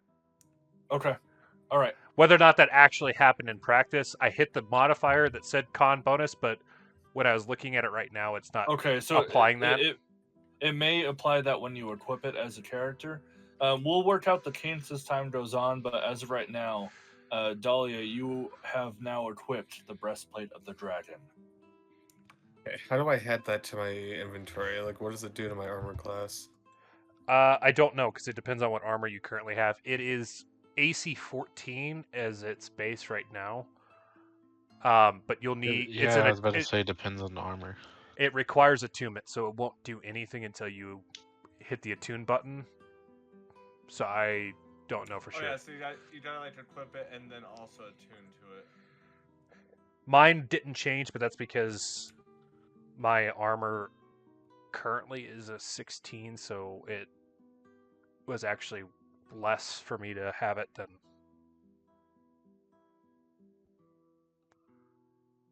But Okay, so Dahlia, as you're figuring that out, we'll come back to you. But Cain Maxwell. Okay, so after I set up camp, I'll strategically kind of put myself like diametrically opposite of Lotus, wherever he is in the camp, just to sort of create some sort of psychological space. And I'll try to clear my mind for my nightly routine of heavy exercise. But I'm having a very hard time, like Cain mentioned before, he's feeling very kind of shook at the moment. Like his moral shelf is kind of being like, coming into sort of question. The whole idea that we did find out information about, Felix that was maybe a little unsavory and not necessarily something that would stop a war from happening, but to have the idea implanted in his head of like there could be not just one but several of these world leaders that are corrupt, it sort of like makes him question his sort of heroicness inside. And I'll just continue to work out until Dahlia has wrapped up with her work with almost said Mox with Gladdek. And if you don't mind, strike you up for a conversation. Okay. Dahlia, are you ready for that? Okay, real quick question, DM, am I like just going to be naturally attuned to this, or do I need to attune to it? You need to attune to it. We can work out the kinks at the end of the session if you want, because I don't plan on there being a combat encounter for the rest of the session. So you can just have it equipped for now, and we'll work out the kinks later. Works for me. Okay. Then yeah, she will be ready. Okay, so I'll sort of pull you to the side, maybe near the fire if Lotus isn't still sitting by it. Really just anywhere where Lotus isn't going to be hearing us have a conversation. And you'll see me sort of like wiping away sweat that is just like pouring down my face from the workout that I had just gone through the last couple hours. Dahlia, I wanted to talk to you. With all the new information in the last handful of hours, I think all of us are feeling a little off kilter. And I have some concerns about, and I'll look across the camp, and as I say his name, Lotus. And I just wanted to tell you a little story. And potentially maybe you could learn from my mistakes. You see... Dahlia... Oh, sorry, go ahead. Dahlia stares daggers at you, but kind of like nods with the sense of like, go on. Right, and this is all out of respect, but when I was an up-and-coming hero in my community, I was, at that time, I was going by the name Cadet Colonel Maxwell. And I had a fellow friend that worked with me. His name was Adrian Hillgrow. And together we stopped a lot of goat crimes, misuse of... It was a lot of puny stuff that doesn't even line up with what we're dealing with today. Anyways, the point is, after a couple of years, we had both grown in strength and in friendship. Until we started to sort of not see eye to eye on how the world should be run and how justice should be served. And what I wasn't able to recognize over time led to a sort of parting of ways in the worst way possible. You see, he used to be called the Mighty Fist. But there was a time where I had come across a crime syndicate that eventually led right to his doorstep. And I was immediately faced. Should I end my greatest friend? Or do I turn a blind eye to the crime?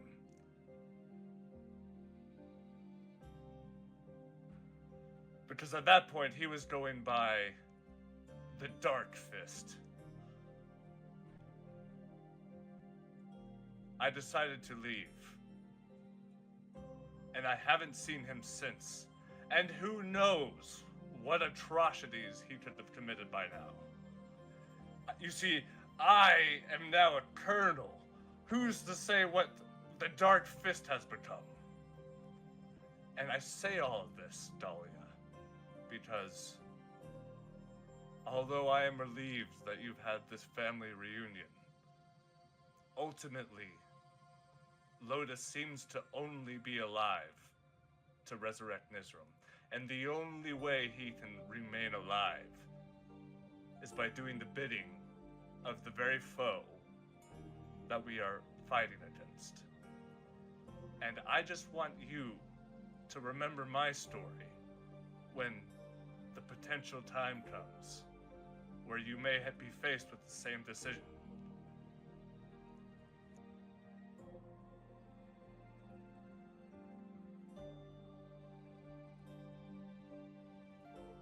Dahlia stares back at you, and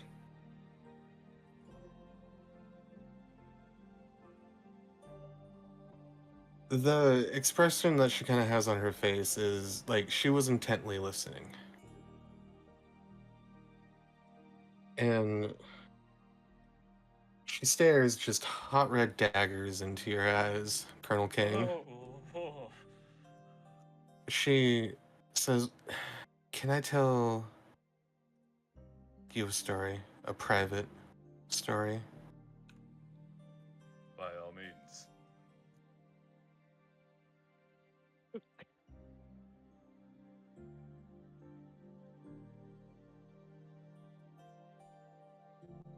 When I was younger,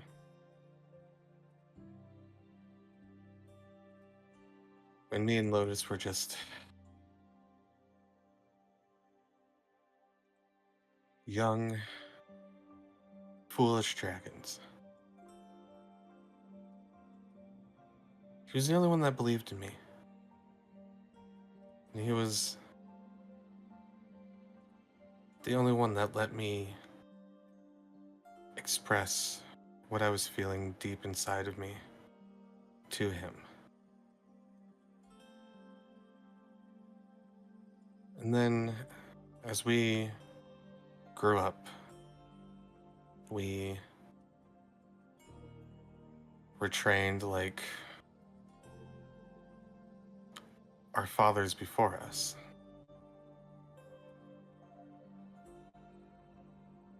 He helped me on a very important quest.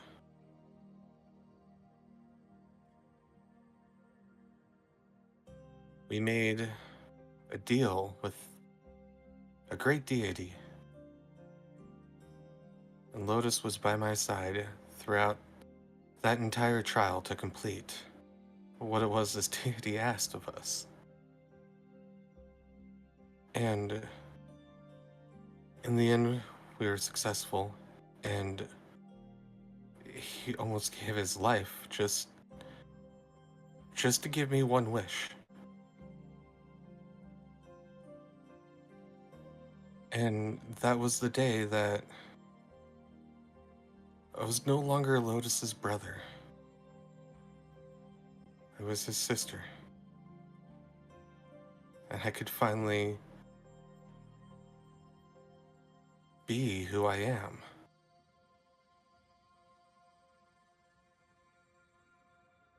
He deserves to have his last and final wish. And I will do what I must in order to make sure that it happens. But I do not doubt for a second that there is a possibility I may have to do the hardest thing in my life, and that's let him go. But I have not lost any kind of hope or even feeling that he's still in there. I can see it. I can feel it.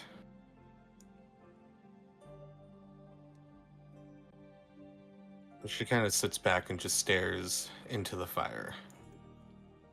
And I'll just sort of like shed a singular masculine tear that I'll just wipe off the ridge of my cheek. And I'll just sit and stare at the fire for a few moments to sort of take that all in. I appreciate your vulnerability with me.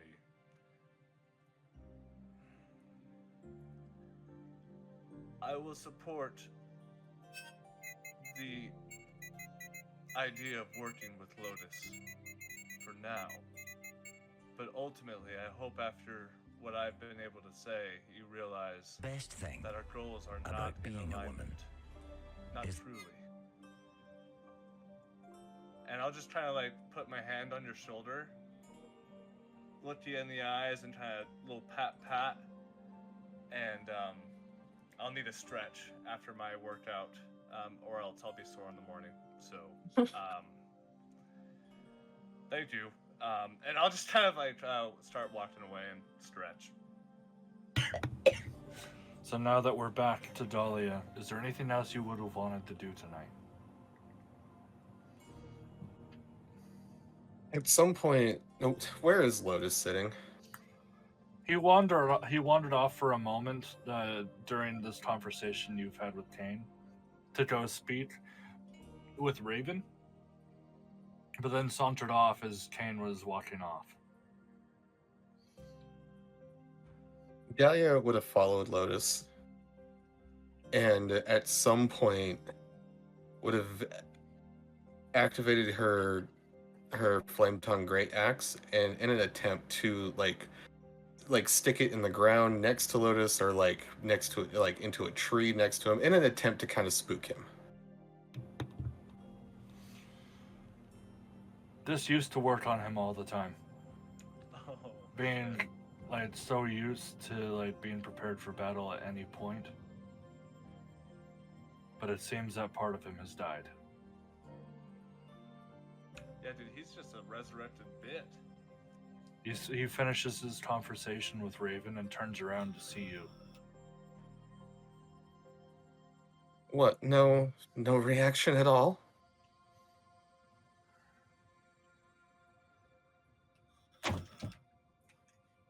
It's hard to be scared when the thing you feared most of all has already happened.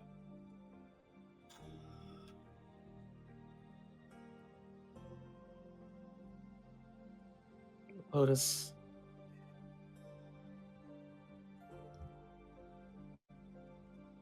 I never thought I'd see you again.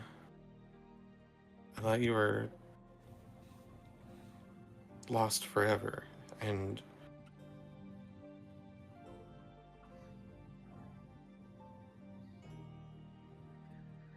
what is it you hope after you find Nizram? What then? What happens next?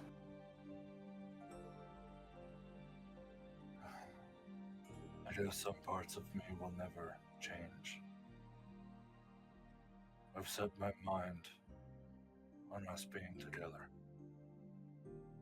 So whatever that means, it will be done. Whether that's us, living in the solemnity of death,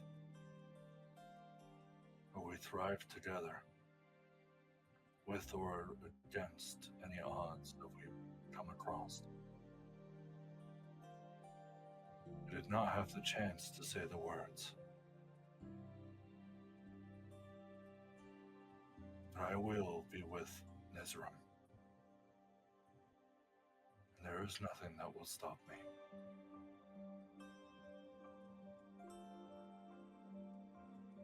And where does that leave me? Dahlia, I love you. You're my sister. You were my shield sister, even when you were my brother. I knew it. And before you even talked to me before our quest, I knew.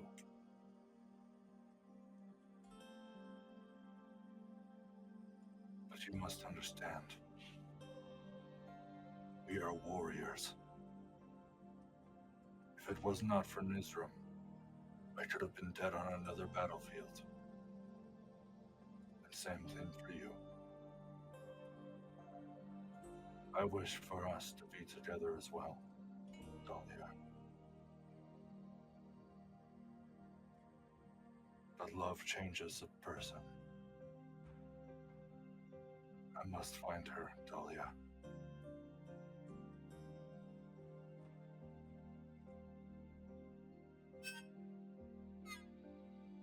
Dahlia falls to her knees and she begins to sob. She says, Lotus, I'm not going to lose you again. And don't. Help me. So it doesn't have to end that way.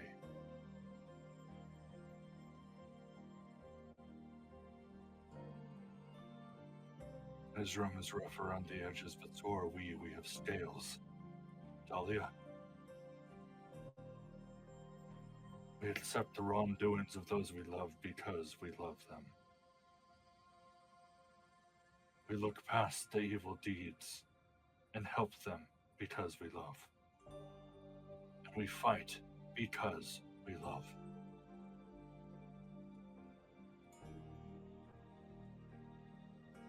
I hope to see you find that one day so you can understand what I feel.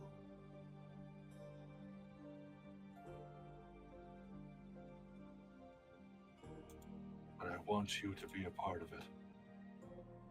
However misguided it may seem, I would do the same for you.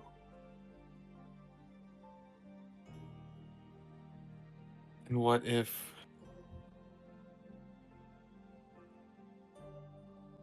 What if Vecna takes control over you? What do you want me to do? My axe is your birthright. Take it and slay me. Oh, fuck yeah, dude. Oh, I don't know how much more honorable you could get as to wield two flame-tongue great axes. Wow. If it ever comes to that,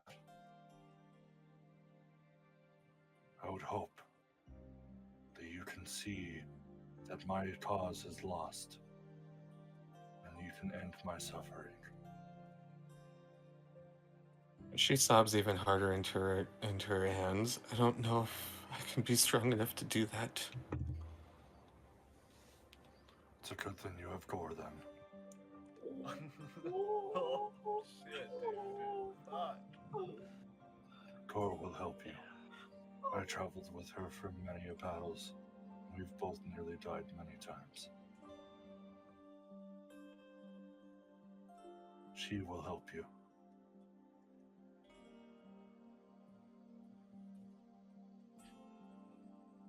And the last thing that Dahlia will say is, I love you, Lotus. I love you, Dahlia.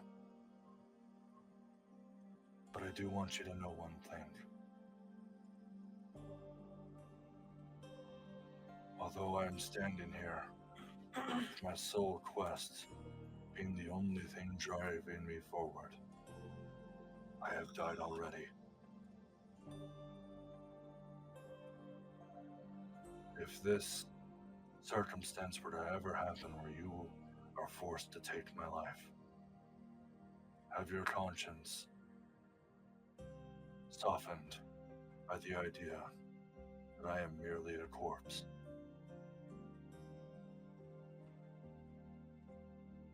Such as my darkened scales.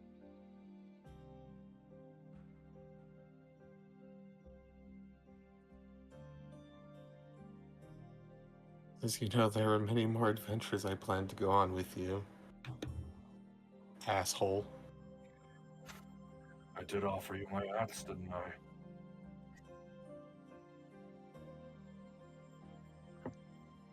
We'll talk more of this later, Dahlia. But I do wish you'll help me on my quest. For as long as you need me, I will always be by your side. I would do the same. And like, the last thing she'll say in this conversation is she'll just kind of like reach up and touch Lotus on the face and say, I know. It's hard. The sentiment is accepted and the embrace is felt, but the touch is so cold. With that feeling lodged in your skull, Aslan, anything you want to do tonight? Aslan will definitely make some time to continue teaching Tar how to speak as she's kind of tutoring her as she's casting her spores around. He's just in the background. You're like following behind her with books. Yeah, he's kind of following behind her with books and quizzing her, kind of like trying to see how well she can multitask because she'll have to speak and think at the same time. Go ahead and give me an Arcana check to see if you know the incantations to the spells that she's using. Sure.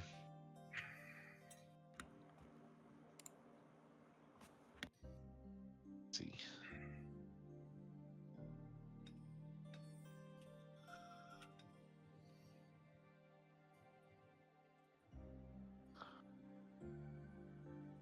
Okay. 14. So you're not familiar with the spells, so to speak, but there's similar incantations and spells that are akin to the type that she's using, and you try to relay them to her. I don't know how I want to do this, so this may change later. Tar, go ahead and give me a performance roll. Is how I'm doing Aye, it Captain. now. Here. Ooh, performance? Oof, okay. Like this intelligence. Well, I could see an intelligence, like history, like to remember how to speak, or I could see like performance being a role as well, like trying to like enact it. I'll take performance. Even with Okay. a +0, I got a 17. Okay. Nice. You've been getting used to trying to use your voice.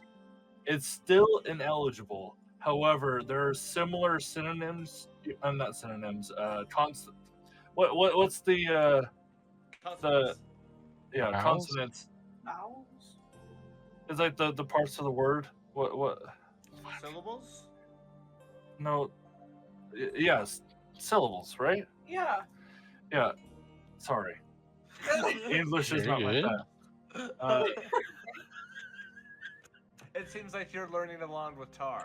Damn. Stupid. Oh my god. You're able to pronounce some of the syllables. However, the same sound isn't coming out correctly. You were well on your way to learning. It's made easier by the fact that you have the knowledge of how the language works. But actually, like, vocalizing that is still proving to be quite difficult. However, this is a great session to like improve on those skills. A couple more successful checks, and you may be able to use like minor usages of the common tongue. So she's kind of like like that. Today, Junior. Yeah. I feel like like I'm not gonna say you're like on a preschool level because like you're not able to make the sounds correctly or move your tongue, which is proving to be the harder part. To like the incorrect sounds are because your tongue is still like you're trying to work on moving that in the correct position to make the correct sounds. But you are improving, and it's showing in these incantations. You're still like non-vocalizing your incantations how you would normally do it, but verbalizing them a little bit is helping because you know what it's supposed to sound like. Cool. Helen Keller, that's what I was trying to think of. It's like Helen Keller kind of vibes. Not in a bad way. Not a bad I don't way. mean it like a bad way. It just feels like, trying to teach somebody how to speak is hard. Yeah, no, for sure. There are challenges. With that, is there anything anyone else would like to do before we skip on to the next day? Did you do Yisrael right? I started with Yisrael. Yeah. The only other thing for Gladdek is he would do his nightly sort of commune with Morden. In this case, blessing his armor to have the AC bonus on the next day. Again, there's not really a word that's spoken to you within this ritual. However, you get assurance that this was a proper usage of the steel, and that it's correct. Nice. Like you're stepping closer in the direction to using the steel properly. Cool. I was Perfect. gonna add in. You still feel like a sense that Morden maybe not be as proud as he could be. It's a significant work, and it was a clever workaround, but you still lack the knowledge. Like it's kind of like a pat on the back and also a push forward at the same time. Perfect. What did you say, Aslan? I was gonna add in that Aslan would just kind of mention the Tar that next long rest he wants to try to restore more of her body, if she's willing. She does thumbs up. She's in a very great mood right now.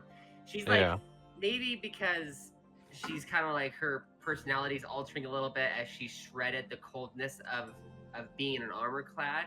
Right. So while everyone's kind of like having these serious moments, she's like, I helped Dahlia find her brother. I helped Dahlia find her brother. I'm speaking better. I'm speaking better. Like Right. So she's like everyone's like all sad. She's got like daisies popping up behind her. Well, yeah. And honestly, that's awesome. Tar deserves it. She's been through a lot of hell recently like, too. When you hit rock bottom, you can only go up. Yeah. And add to that is what is it? Well, even though he's not a mechanic or anything, using his medical knowledge, he would like to basically like a surgeon preparing for a surgery, kind of mark out areas he'd like to go from the least to most difficult. Gotcha. While he's teaching her. Medical check. Or medicine check, rather. Doctor's license, please. Yeah.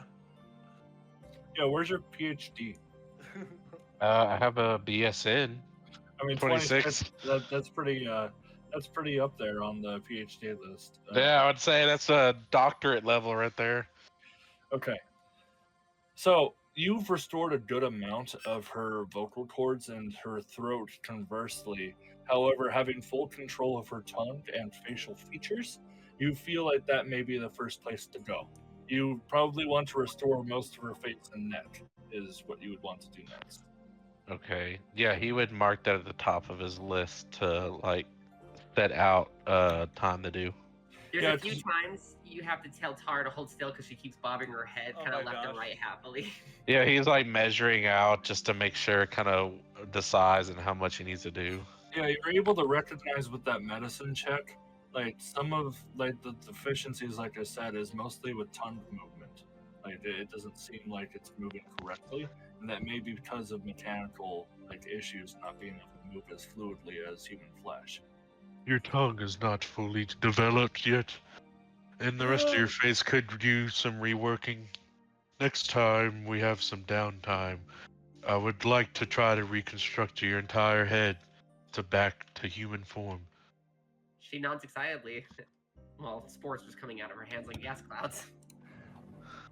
I will say that when and if this happens, it's likely that Tar will be bald by that point.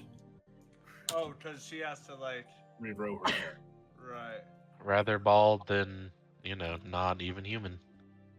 Agreed. Sure. So, as the night progresses, Lotus is going to stay awake all night long, keeping watch over the camp. If somebody wants to watch additionally, that's fine. But Lotus is keeping watch.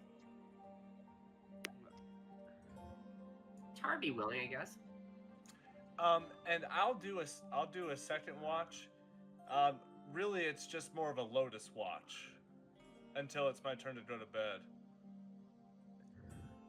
She's kind of using the excuse of guard watch to spray more spores as she's looking around. Yeah, and it's like, although you know in your heart of hearts that it's not going to affect immediately, you do know that when ash is created, it's an amazing fertilizer. That when this area does regrow, it will be fertile beyond all hell, on top of the miasma that you've placed. Yezru will also take second watch with Cain. Okay. I think. Okay, so let me get this straight. Tar, you're just going to be spending your watch just spreading more of your spores? Is there anything else? While she's looking around, but is more than has the vibe of Lotus could approach. Yeah, so although the constant look at this death and decay that you see around you, the emotions you have welling inside of you, your progressive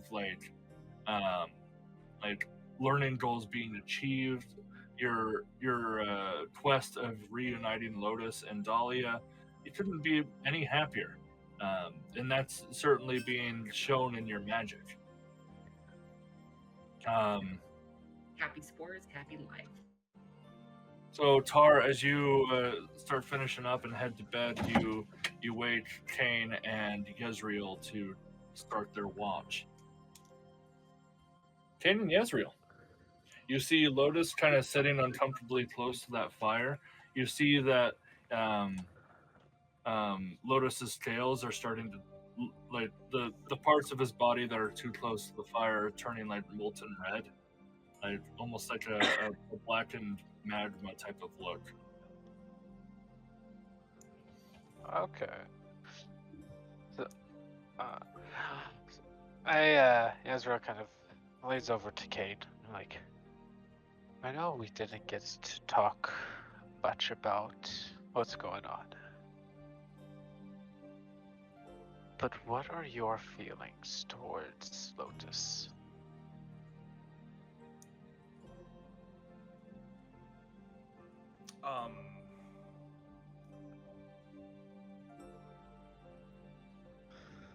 I think Lotus is just the husk of the heart that existed in his prior life. I would agree. And he is here only with the promise of the retrieval of the Vecna items, which we already have control of one. Indeed. So at some point, even if we require the hand, Lotus has got to make a choice. Does he want to forsake the life of his sister, or revive the one of the love of his life? And I don't know what he would choose, but I've already talked to Dahlia, and it seems like she was willing to make a decision if it came down to it. Yeah.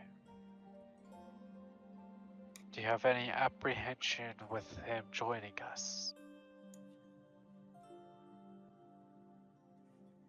Because I'd be lying if I said that I didn't myself. Like I said, Yezreel, as of right now, our lines do not cross. But I would not be surprised if in not now but the near future, where our lines will finally intersect. So, as of right now, I'm happy for Dahlia. but I'm scared that this group might be caught up in a reality that cannot exist. I would have to agree with you there. Thank you for speaking your mind. I do Give you a trust your nod. word. Ezreal will kind of lean back against like a tree, watching And the fire. I'll just like take the like fist to fist kind of like meditation, little cross my legs, and every like couple of minutes just open one eye to check on Lotus and close it. Can you tell me what you're meditating on? The duality of evil and good, and pondering on how one cannot exist with the other, and the dilemma that that creates. Yeah. As the night progresses, it gets closer and closer to around 4 or 5 in the morning. You guys take this chance to take the rest of your rest as the sun starts to rise. Aslan, do you have any breakfast prepared or plan to prepare? Oh, yes. Finally. Yeah, he's really getting tapped out on his food supplies. We haven't been to town in a long time, so it's very much like some grits and unseasoned eggs. Nothing very flavorful. He's running out of his spices and seasoning. He's very, like, he was gonna bring that up to the party. Like, if there's anything, he really needs to stop by town and keep his magic sources up. Could I actually go wake up early to go hunting for breakfast for everyone? As like I will let you do that. However, it will be a long hunting trip because the mass majority of the area that you're in, it's you're not gonna find any like prey. Life. Is there any chance? Is there any chance Aslan could go with her? I'll allow it.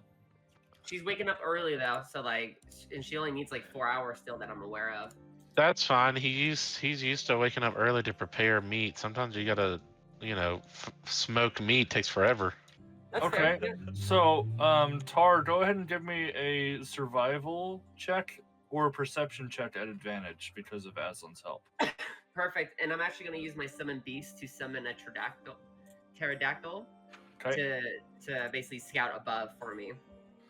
All Yeah, right. he would definitely point out, like, oh, that one's rind looks very succulent. You're going to be pretty close to capacity with the pterodactyl with both you and Aslan. So you won't be able to fly extraordinarily high, but... If it's that big, okay. Well, I was going to use it to just scout for me. I understand that. And I'm having Toka scout ahead as well for me, so I'm having both my animals scout. Okay, I'll still give you advantage on perception or survival check just because of your vantage point and help from your companions. Perfect. Let me just roll this bitch. Let's roll this bitch. Ooh. Make that a dirty 20. Okay. Again, like I said, within like a 3-mile radius, it's nothing but ash and earth. However, you are able to spot like a burrow that seems to be recently dug on the outskirts of all this ash. She'll use, basically she's gonna go down on one knee as she draws her bow, and she'll have 3 arrows ready as she whistles to let Toka basically dive into the burrow to drive them out of their exit tunnel. Toka kind of looks a little confused and starts bolting off in an unknown direction. It kind of takes you off like guard a little bit as like he starts like squealing and like screaming with his head in the ground like about 100 feet out. Seems to have found the other entrance to this burrow. And not about a minute later, you hear a cacophony of footsteps through your end of the tunnel as you prepare your bow. You're able to take out 3 rabbits as they pop out of the burrow. She's all flexing with like a happy emote that she got them. Tucker comes back like waddling his entire like self with the the huge ass spine and whatnot. She's gonna kind of expecting a portion of the catch. Oh yeah, what she actually does is because they're quite chewable, she cuts 2 ears off of one of the rabbits and throws them to Toka. Toka like devours one whole, and then just starts munching on one like happily, like hanging out of his mouth as you guys start trotting back to camp. There's enough meat here for a decent stew, but like barely. It's enough though. She gives a thumbs up to Aslan. Yeah, Aslan, he'll make like a vegetable kind of stew with the meat. It's definitely a good source of protein, being more lean. Aslan, because you weren't really able to help a whole lot with the hunt, I will let you make a survival check to see if you can find any naturally growing herbs and spices on the outskirts of like the flame. I mean, of the scorched earth. Could I use my smell for this? Sure. Makes sense. Cool. With your trained nose? Yeah, for sure. Yeah. Dude, that nose is like 4 feet long. It is one hell of a trunk, and that is a nat 20 plus 13, 33. Shit. Coriander. You're able to find some sage growing off in a bush, as well as some peppercorn that's growing off in a like kind of nearby. You have to go like there's a whole lot of that's kind of like dried out significantly because of the intense like went through. But there's a couple of peppercorns you're able to salvage as well as some solid sage. And maybe it doesn't go exactly like 100% pairing with the stew, but it would be a nice aromatic flavor to throw in there. So I'll say that while you're preparing the meat, you can allow the sage to dry over the fire, and so you have a little jar of dried sage and crushed peppercorns. Can I roleplay with Aslan while he's cooking and everyone's still kind of waking up? Yeah, sure. Go ahead and give me a cooking check and describe me the process of which you dry all this and prepare the stew. Yeah, he kind of hangs it on a drying rack while salting the meat. He leaves them. No, he does not dry the meat. He leaves it tender, as he kind of will just pound it with a back of like with his meat cleaver. He then takes his butchering knife for the second rabbit, and it's just a dagger, but with a roguish type skill, just slices right through the back, rips it open, and starts pulling out the spine and the skull as he's throwing in the brain meat as well as just the organ meat, and he minces those up into a nice patty, kind of meatball on the side to add some robust chunks to the stew. Adding in his seasoning with some water and the sauce and grease from the meat cooking. He actually adds that in just to add an extra bit of texture and thickness to the brew. Okay, go ahead and give me a cooking check, please. Sure. And I think Tar had something. 24. Okay, Tar, what did you have? Oh, want me to cook too? Cool, yeah. Oh no, I was just seeing if you had anything to add to that. I thought you were going to say something. Just want roleplay conversation with him while she watches him cook. Do it. She's kind of like watching him, and she just kind of signs as she tries to center it out quietly. You are quite agile when you don't seem to be when it comes to cooking. I love cooking. Honestly, if I had to marry something and love something for the rest of my life, it would be cooking. I would wish you and cooking on your best future for yourself. Yes, honestly, I wish I could marry my dishes sometimes. Oh It's so my God. beautiful. I don't imagine myself settling down one day, except settling in a kitchen. Yeah, like You- settling you- down with a pair of biscuits Yeah, and gravy. you have to settle with marinating. Yeah. He's definitely the whole time he's drooling, thinking of food porn. He's like, oh, The taste and texture. He's like Remy from Ratatouille. He's like Sure. seeing the colors combine. He's like, Sure, okay. That's the awesome. texture. And she's just So- chuckling like, Everyone is stirring awake to this magnificent smell. You guys have been And basically weird eating. sounds. Did I say sound? Sorry. No, I was no. saying and weird sounds. Aslan's like, oh yes. You guys have been basically eating glorified rations, which is still better than if you were to travel without a chef, but like to have something like elevated to this level, having that stir you awake is one of the best awakenings you can ask for. For sure. It still takes about like a half hour or so for the stew to finish before everyone wakes up, but a feast has been prepared. Tar, sorry. once everyone, I'll go last while everyone does the role play, but she wants to ask the group something, but I'll wait until everyone gets up and goes to get stew. I'd say just take the floor, Yeah, dog. go for Okay. it. Yeah. As she's kind of sitting there blowing on her stew, enjoying that she can actually eat after many, many years, she kind of puts her bowl down, kind of starts to sign as she adds her instructor's instructions. Tries to sound out the words, kind of, but quiet enough that it's not overlapping. So I have a question about the body parts. Lotus kind of perks up a little. What if, just curious, Aslan has one body part. If he gains any more, Vecna would for sure resurrect, right? Yes? I That we think know that's of. the idea. What if each one of us took a body part instead? I think there's only two, so Yeah, it'd be there's just two of two. us. I mean, when we find more. From what I understand, there is only the hand and the eye. The body is reformed once they are connected. But as far as connected goes, I don't really know how that process works. I was just told to receive both of them and it would be taken care of. What if when we... Oh, go ahead. And lastly, what we've already learned with Aslan is the parts themselves seem to be self-sentient. They have a will of their own. We weren't able to pluck the eye out. It literally used its own magic to impede us from doing it.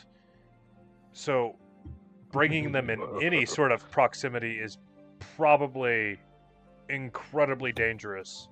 So while, yes, we had put them in two separate bodies, that doesn't mean the arm wouldn't take control of the person it's attached to and force itself to merge with the eye. That is fair. That is tough. Maybe I could bury it very, very deep underground. Yes, that could do. Also, I have an announcement and wish for consent of the group. Since I have left being an armorer, and I have left the Loren clan,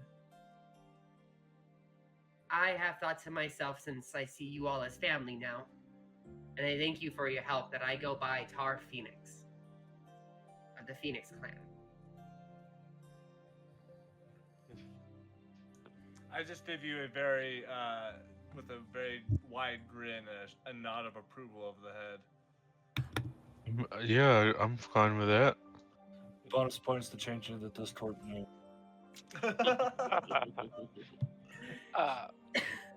Yazrin was just kind of like just laughing. I'm like, of course. I don't think any of us would have any objections to that. And plus, Tar, just like the Phoenix, you are being reborn.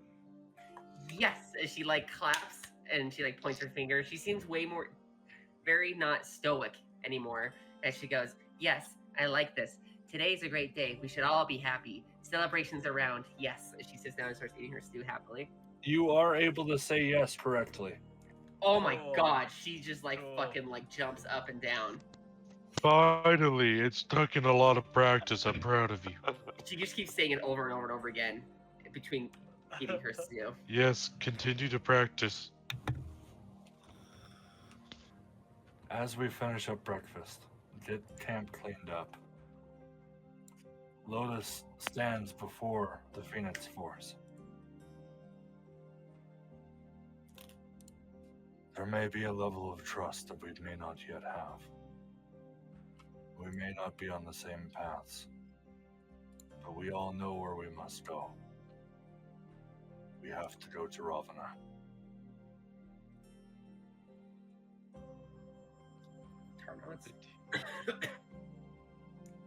Ravana is where Lysandra is at, right? Yeah, Ravana is the capital of Western That's right. Gaul. That's right. Wow. I would have to agree. I think it's about time we start acting like a true adventure party. Or maybe we are? I don't know. Anyways, let's do this shit.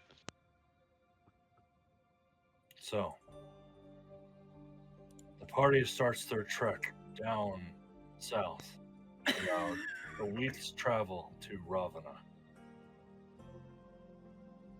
Along the journey, Lotus reveals that a battle is taking place along the trenches and openings to the Underdark in a big open field just north of Rivertown and south of Ravana.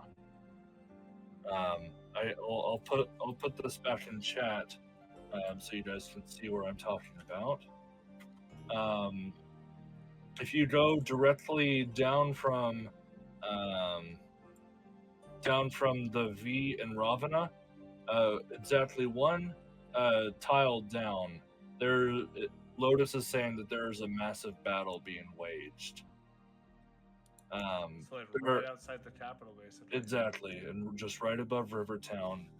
There are massive casualties on both sides, and Lotus was scouting from afar to discern when the best time to strike was. And that's when he got a signal from Vecna that you guys would be approaching from the mountain. Tar says, "My brother is a mercenary. He could be in that war." And she looks at Dahlia.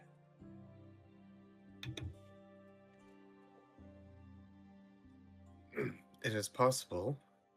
Would he be of aid? Her head kind of looks down as her hand goes to the scar on her neck. It may be a intense reunion.